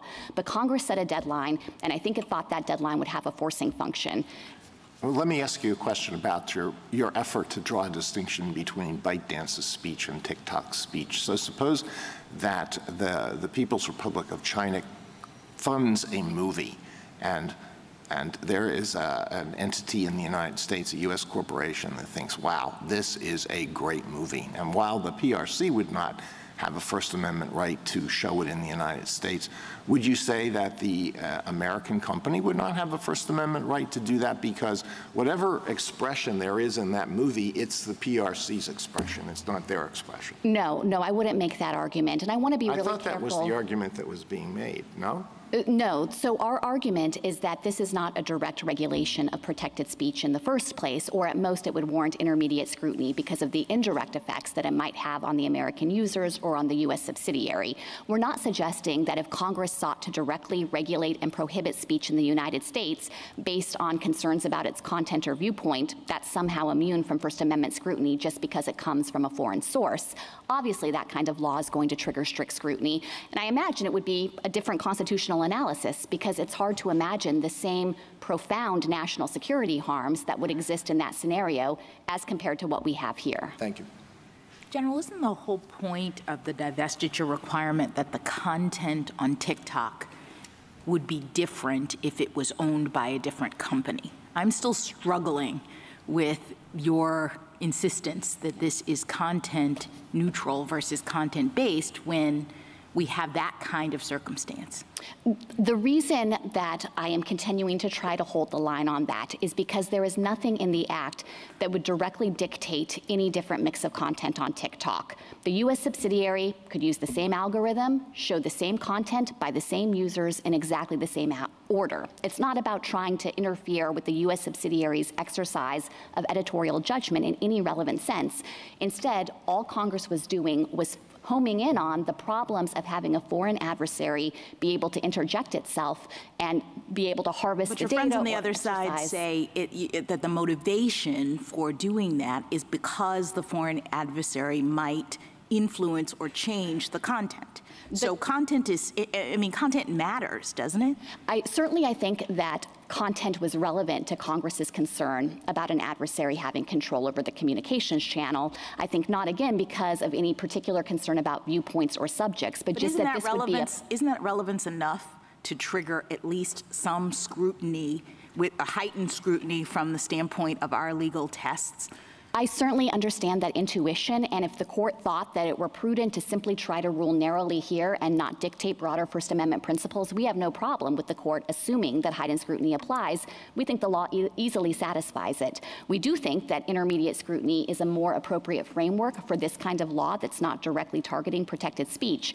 But in any event, there's a compelling national security interest here, and the law isn't just narrowly tailored, it's precisely tailored. It's trying to fix the thing that's creating the problem, which is the PRC's involvement and the Chinese government's ability to exercise this control over the corporate entities. How are we supposed to think about the two different rationales here and how they interact? The data collection rationale, which seems to me at least very strong, the covert content manipulation rationale, as the hypotheticals have illustrated, raise much more challenging questions for you about how far that goes. And if that alone, if you didn't have the data collection piece, you only had the covert content manipulation piece, and then Mr. Fisher's point, Mr. Francisco's, that Congress would not have enacted this just based on the data collection rationale alone. Just your understanding of how the two arguments fit together. Sure, and let me walk through our defense of the data protection rationale and why we think it's a full justification for this law, and the court could stop there and then be responsive to their arguments that somehow the interest in preventing covert manipulation somehow taints it. So just on data protection, I think that it should be beyond dispute that, of course, our nation has an enormous interest in keeping the sensitive data out of the hands of our foreign adversary, and it should also be beyond dispute that our foreign adversary has an existing capability through its laws and through the way that these companies are integrated to get its hands on that data. There is no question that Congress was sincerely motivated by that concern. There's a whole lead up to the statute here where the executive branch across two different presidential administrations was expressing concerns about the data problems. Congress was extensively briefed on those problems. It passed a companion data protection statute at the same time that was intended to prevent selling data to foreign adversary nations. The statute is shot through with protections that I think are key to this concern about closing off the vulnerability of access to the data. So that's a sincere justification for Congress's desire here to act. We think it's a compelling interest and it's narrowly tailored. Then you get to the question of what to do about the fact that there's also this interest in covert content manipulation. And in the First Amendment context, this court in cases like Heffron has made clear that once you have a justification that satisfies the First Amendment, you don't need to go further and look at other justifications to decide whether they would independently satisfy First Amendment scrutiny. So I think it's not necessary for the court to go on and probe whether it thinks that covert content manipulation itself independently justifies the law. Now, my friends say that's all fine and good, but they think covert content manipulation is just per se illegitimate. And I honestly don't understand how that argument could carry the day. Because just imagine if Congress passed a law that said the PRC can't covertly manipulate TikTok. Obviously, that law is not going to violate any constitutional principle. It's a laudable goal, I think, for our legislature to protect us from foreign adversary interference like that. And so there's nothing that's inherently impermissible about wanting to guard against that risk. Maybe you could say that it sweeps in too much protected speech in the way it's operationalized in the act here, but there's certainly no fundamental taint or anything akin to racial discrimination to call into question whether Congress could seek to vindicate that as one of many interests. So I guess to just kind of bring it all together, what I would say to the court is they have basically acknowledged that data protection is a compelling interest. That was Congress's real interest. It provides a sufficient basis on its own to uphold this law. The court could say just that and affirm. I don't know how we do that unless we accept your argument that the post-divestiture provision that stops them from conferring on the algorithm is not a speech impediment, meaning it's very hard for me to say that it's not to decide that question, that it is a speech impediment, and one that on its face itself has to be analyzed separately from the data. So, Justice Sotomayor, let me begin by saying, again, that we do think that an interest in preventing any operational agreement between the U.S. subsidiary and ByteDance, which is the relevant provision you're talking about, is justified by data protection alone. And that includes with respect to cooperation on a content recommendation algorithm, specifically because of the concern that it necessitates data flows between the companies. So I think that as a factual matter, that could justify Congress enacting. But to the extent that you think that actually the prohibition on coordinating with respect to an algorithm reflects some kind of impermissible content-based problem with the statute has a severability clause, and I certainly don't think that it would give the court a basis to invalidate this law or to stop it from operating with respect to all of the provisions that operate to protect data security. At most, it would suggest that that little piece of the law has to be on its own severed from the rest of how the statute operates. How does that affect whether we would apply, because assuming it's data protection, then I would think that strict scrutiny wouldn't necessarily apply. I could understand applying intermediate scrutiny. But how do we do that with respect to this part, the algorithm issue? How do we get to intermediate scrutiny with respect to that? The way you get to intermediate scrutiny there is to recognize that prohibiting foreign adversary control over the operations of the platform, including with respect to the fundamental backbone of the system, is not based on any protected speech or content-based in the relevant sense. I've been thinking of it as akin to something like a piece of software you might have on your phone that would allow the Chinese government to listen in on every American conversation. If Congress wanted to enact a law that patched up that vulnerability and said, you can't use that piece of software or you can't coordinate with Chinese companies with respect to it, clearly we would recognize that closing off that capability of China is a laudable and, in fact, compelling government interest. And I think when it comes to the risks that foreign adversary control pose here, it's similar in kind. It's simply trying to prevent access by the Chinese government to the TikTok system writ large, and that includes through the use of the algorithm. Thank you. Could the president say that we're not going to enforce this law? I think as a general matter, of course, the president has enforcement discretion. And would that then adequately, would that be binding? In other words, protect the regulated community such that they could rely on that under due process principles going forward? That raises a tricky question. So I think there would be then a it's not strong. Going to be adequate. Right? Well, I think there is a strong due process argument that the third-party service providers could invoke if there were enforcement action based on a period of time when the president said the law wouldn't be enforced. The kind of They're not going to take case, that risk unless they have the assurance that a presidential statement of non-enforcement is, in fact, something that can be fully relied on, because the risk is too severe otherwise, right? I think that they might judge that based on this court's precedent in the due process space and principles of entrapment by estoppel, maybe they have a sufficient safeguard here to allow them to continue to operate. I would think even before a non-enforcement policy were announced, of course, the president-elect would want to review all of the updated national security information that has come in over the last 4 years that undergird Congress's judgment here.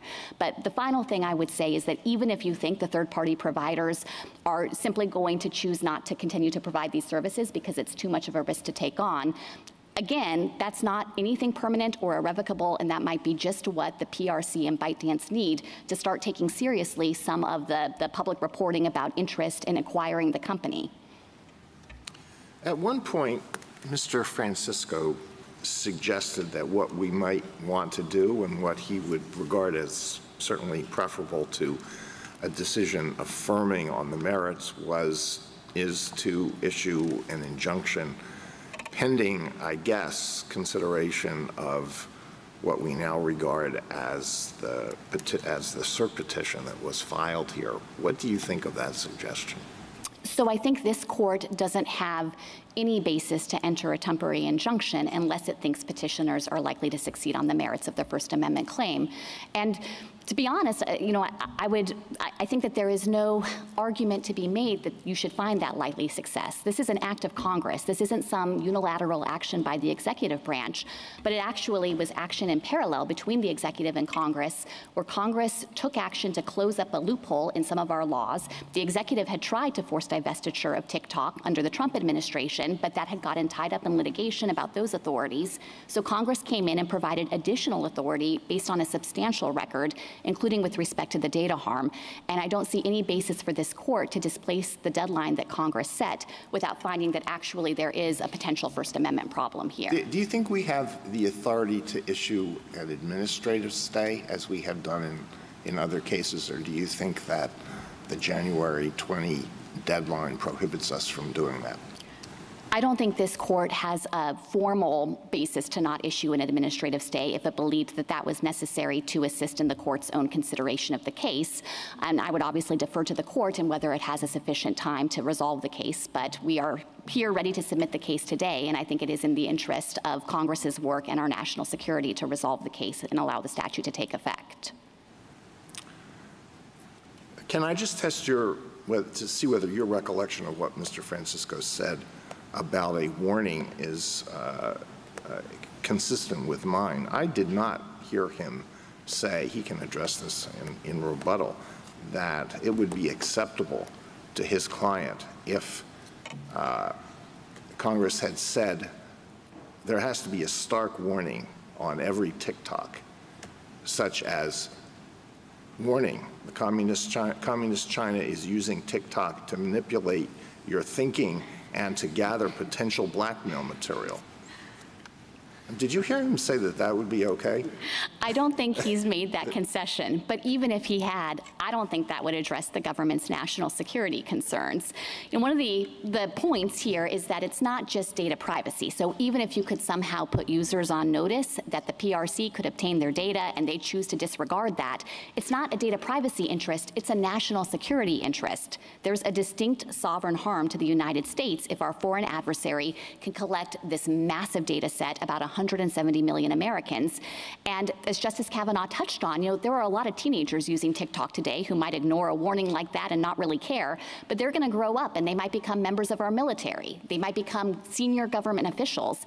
And for the Chinese government to have this vast trove of incredibly sensitive data about them, I think obviously exposes our nation as a whole to a risk of espionage and blackmail. Thank you. I did want to touch briefly on the questions about history and tradition here, because my friends have said several times that the Communications Act of 1934, which we think is roughly analogous to the type of restriction that Congress was seeking to enact here, is justified entirely by concerns about scarcity, how you can't have sufficient bandwidth. And I, of course, recognize that scarcity is what created the need for a licensing regime in the first place. But I think it's important to clarify the historical record here that in choosing to limit foreign control of radio stations, of broadcast stations, Congress specifically cited a concern about national security. That is written into the statute. National defense was one of the listed purposes of having that kind of restriction. And so I don't think my friends can succeed in being dismissive of that concern about history and tradition and what it shows about the national security judgments that undergird this law. The one other factual point I wanted to make, to be responsive to a few points that my friends have touched on, relates to whether TikTok US has the ability to alter this algorithm, whether divestiture is feasible, how ByteDance has manipulated the platform in the past. With respect to the algorithm, I think we're simply talking past each other. We don't dispute that TikTok US might engage in some functions in the United States to customize the algorithm for a US audience. The thing we're worried about is happening long before that over in China, where ByteDance is developing the source code, creating the basic backbone and functioning of the system, and is then blasting out the algorithm for use by the various subsidiaries in their home country. So we're not seeking to regulate any activity that TikTok US is engaged in here. Instead, what Congress is doing is trying to close off the vulnerability of PRC access abroad. With respect to the feasibility of divestiture, my friends have said it would have been impossible to do this within 270 days. At the outset, obviously, there's no inherent impediment to divesting a social media company. We just saw Elon Musk buy X, or Twitter, in about 6 months from offer to completion. And even with respect to this particular company, I think my friends are not well positioned to complain about the timeline, because they've been on notice since 2020 that unless they could satisfy the federal government's national security concerns, divestiture might be required. But in any event, I don't think that the court should fault Congress for trying to balance competing interests here in making sure that there was a period for compliance and trying to preserve access to the platform for Americans while taking steps to safeguard against the risk to national security. Finally, with respect to the question of whether ByteDance has taken action on the PRC's demands, there is evidence in the record that Congress consulted to demonstrate that outside of China, ByteDance has taken action to misappropriate data at the PRC's request. That included efforts to track dissidents in Hong Kong, protesters there, to track Uyghurs in China itself. We know that ByteDance has misappropriated U.S. data with respect to surveilling of U.S. journalists, and there was evidence in the record reinforcing the conclusion that ByteDance has been asked by the PRC to undertake efforts to censor content and manipulate the platform at the behest of the Chinese government. So I don't think there is a factual basis to dispute the record that Congress had before it. If the court has no further questions. Thomas? I have a question. General, if I understood correctly, under President-elect's first term, he passed an executive order requiring divestiture, correct? That's right. And this, that was challenged in court and stayed as a result of him exceeding his executive power to do that. But this bill followed a bipartisan investigation, correct? Yes, that's right. I am a little concerned that a suggestion that a president-elect or anyone else should not enforce the law when a law is in effect and has prohibited a certain action, that a company would choose to ignore enforcement on any assurance other than the change in that law. But putting that aside, on the 19th, if it doesn't shut down, there is a violation of law, correct? Yes. And whatever the new president does doesn't change that reality for these companies. That's right. How long is the statute of limitations in effect, assuming that they violated it that day and later continue to violate it? But how long does the statute of limitations exist for a civil violation of this sort? It would be a 5-year statute of limitations. Thank you. Thank you, counsel. A rebuttal?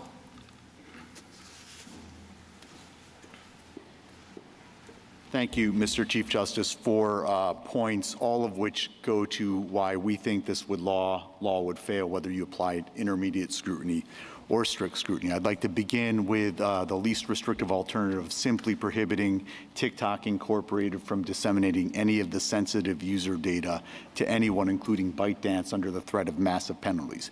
That is definitely a less restrictive alternative. Now, my friend pointed to the NSA negotiations. Well, the sensitive user data that we're talking about and that were of concern in the NSA negotiations were not the type of technical data that she's talking about. The NSA did allow certain types of non-sensitive technical data to go back and forth, but that wasn't anybody's concern. And as we say in page 23 of our briefs, they simply cut off the negotiations without ever raising those concerns. But to be clear, if that's a concern, sweep that into the ban too. Put in that non-sensitive technical data into the ban too. We'll deal with that. It's a lot better than simply being forced to shut down. So that is most definitely a less restrictive alternative that would address data security.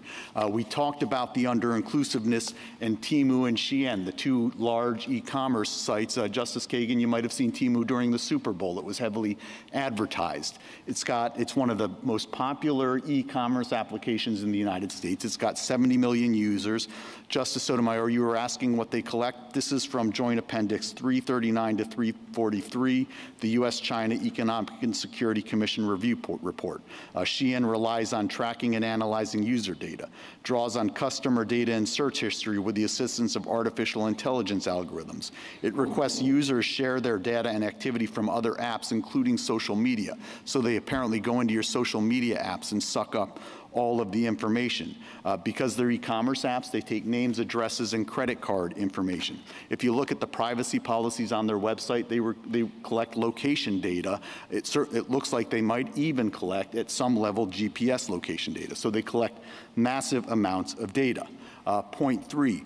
Their mere covertness argument makes no sense for the reasons that the court explored. If mere covertness were the issue, a disclosure would make perfect sense. Yet they're not concerned about mere covertness. They're concerned, as my friend suggested, with getting Americans to argue with each other. Well, you know, as far as I can tell, that's what news organizations do in this country every single day. That's what we call editorial content. That's what we call content itself. And so it's trained directly on the content. But even if you thought somehow that the mere covertness were the issue, that definitely could be addressed through a risk disclosure. So the data sharing ban, the risk disclosure, those are obvious, less restrictive alternatives. And had the government considered them and rejected them, we would be in a different position. But if you look at this record, those are two less restrictive alternatives that the government did not address at all. Whether you apply strict scrutiny or intermediate scrutiny, that is fatal, because under both standards, restricting speech has to be the last resort, not the first one. And when you fail to consider less restrictive alternatives, you fail under either standard. My final substantive point is we absolutely think this court has the authority to enter an administrative stay. I didn't understand my friend to disagree with that. We think that given the enormity of this decision, given the complexity of this case, it would make perfect sense for this court to enter an administrative stay.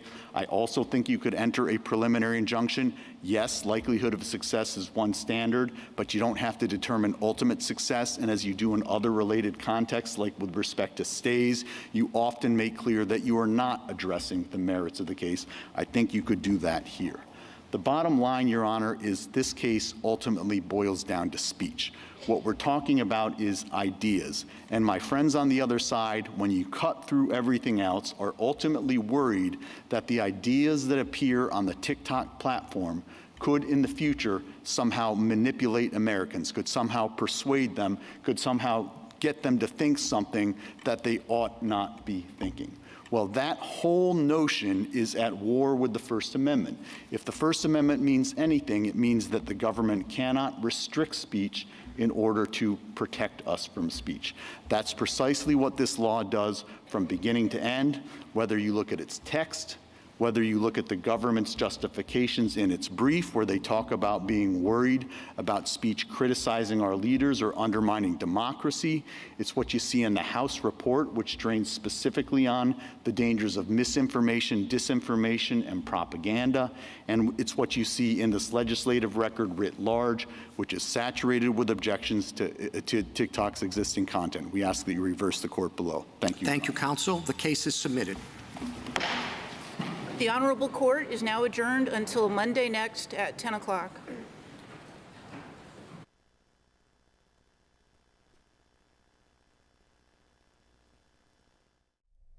President-elect Donald Trump has been sentenced to unconditional discharge in the hush money case involving payments made to adult film star Stormy Daniels ahead of the 2016 election. The sentence was handed down by New York Judge Juan Merchan and comes less than 2 weeks before the president-elect is set to take the oath of office as the 47th President of the United States.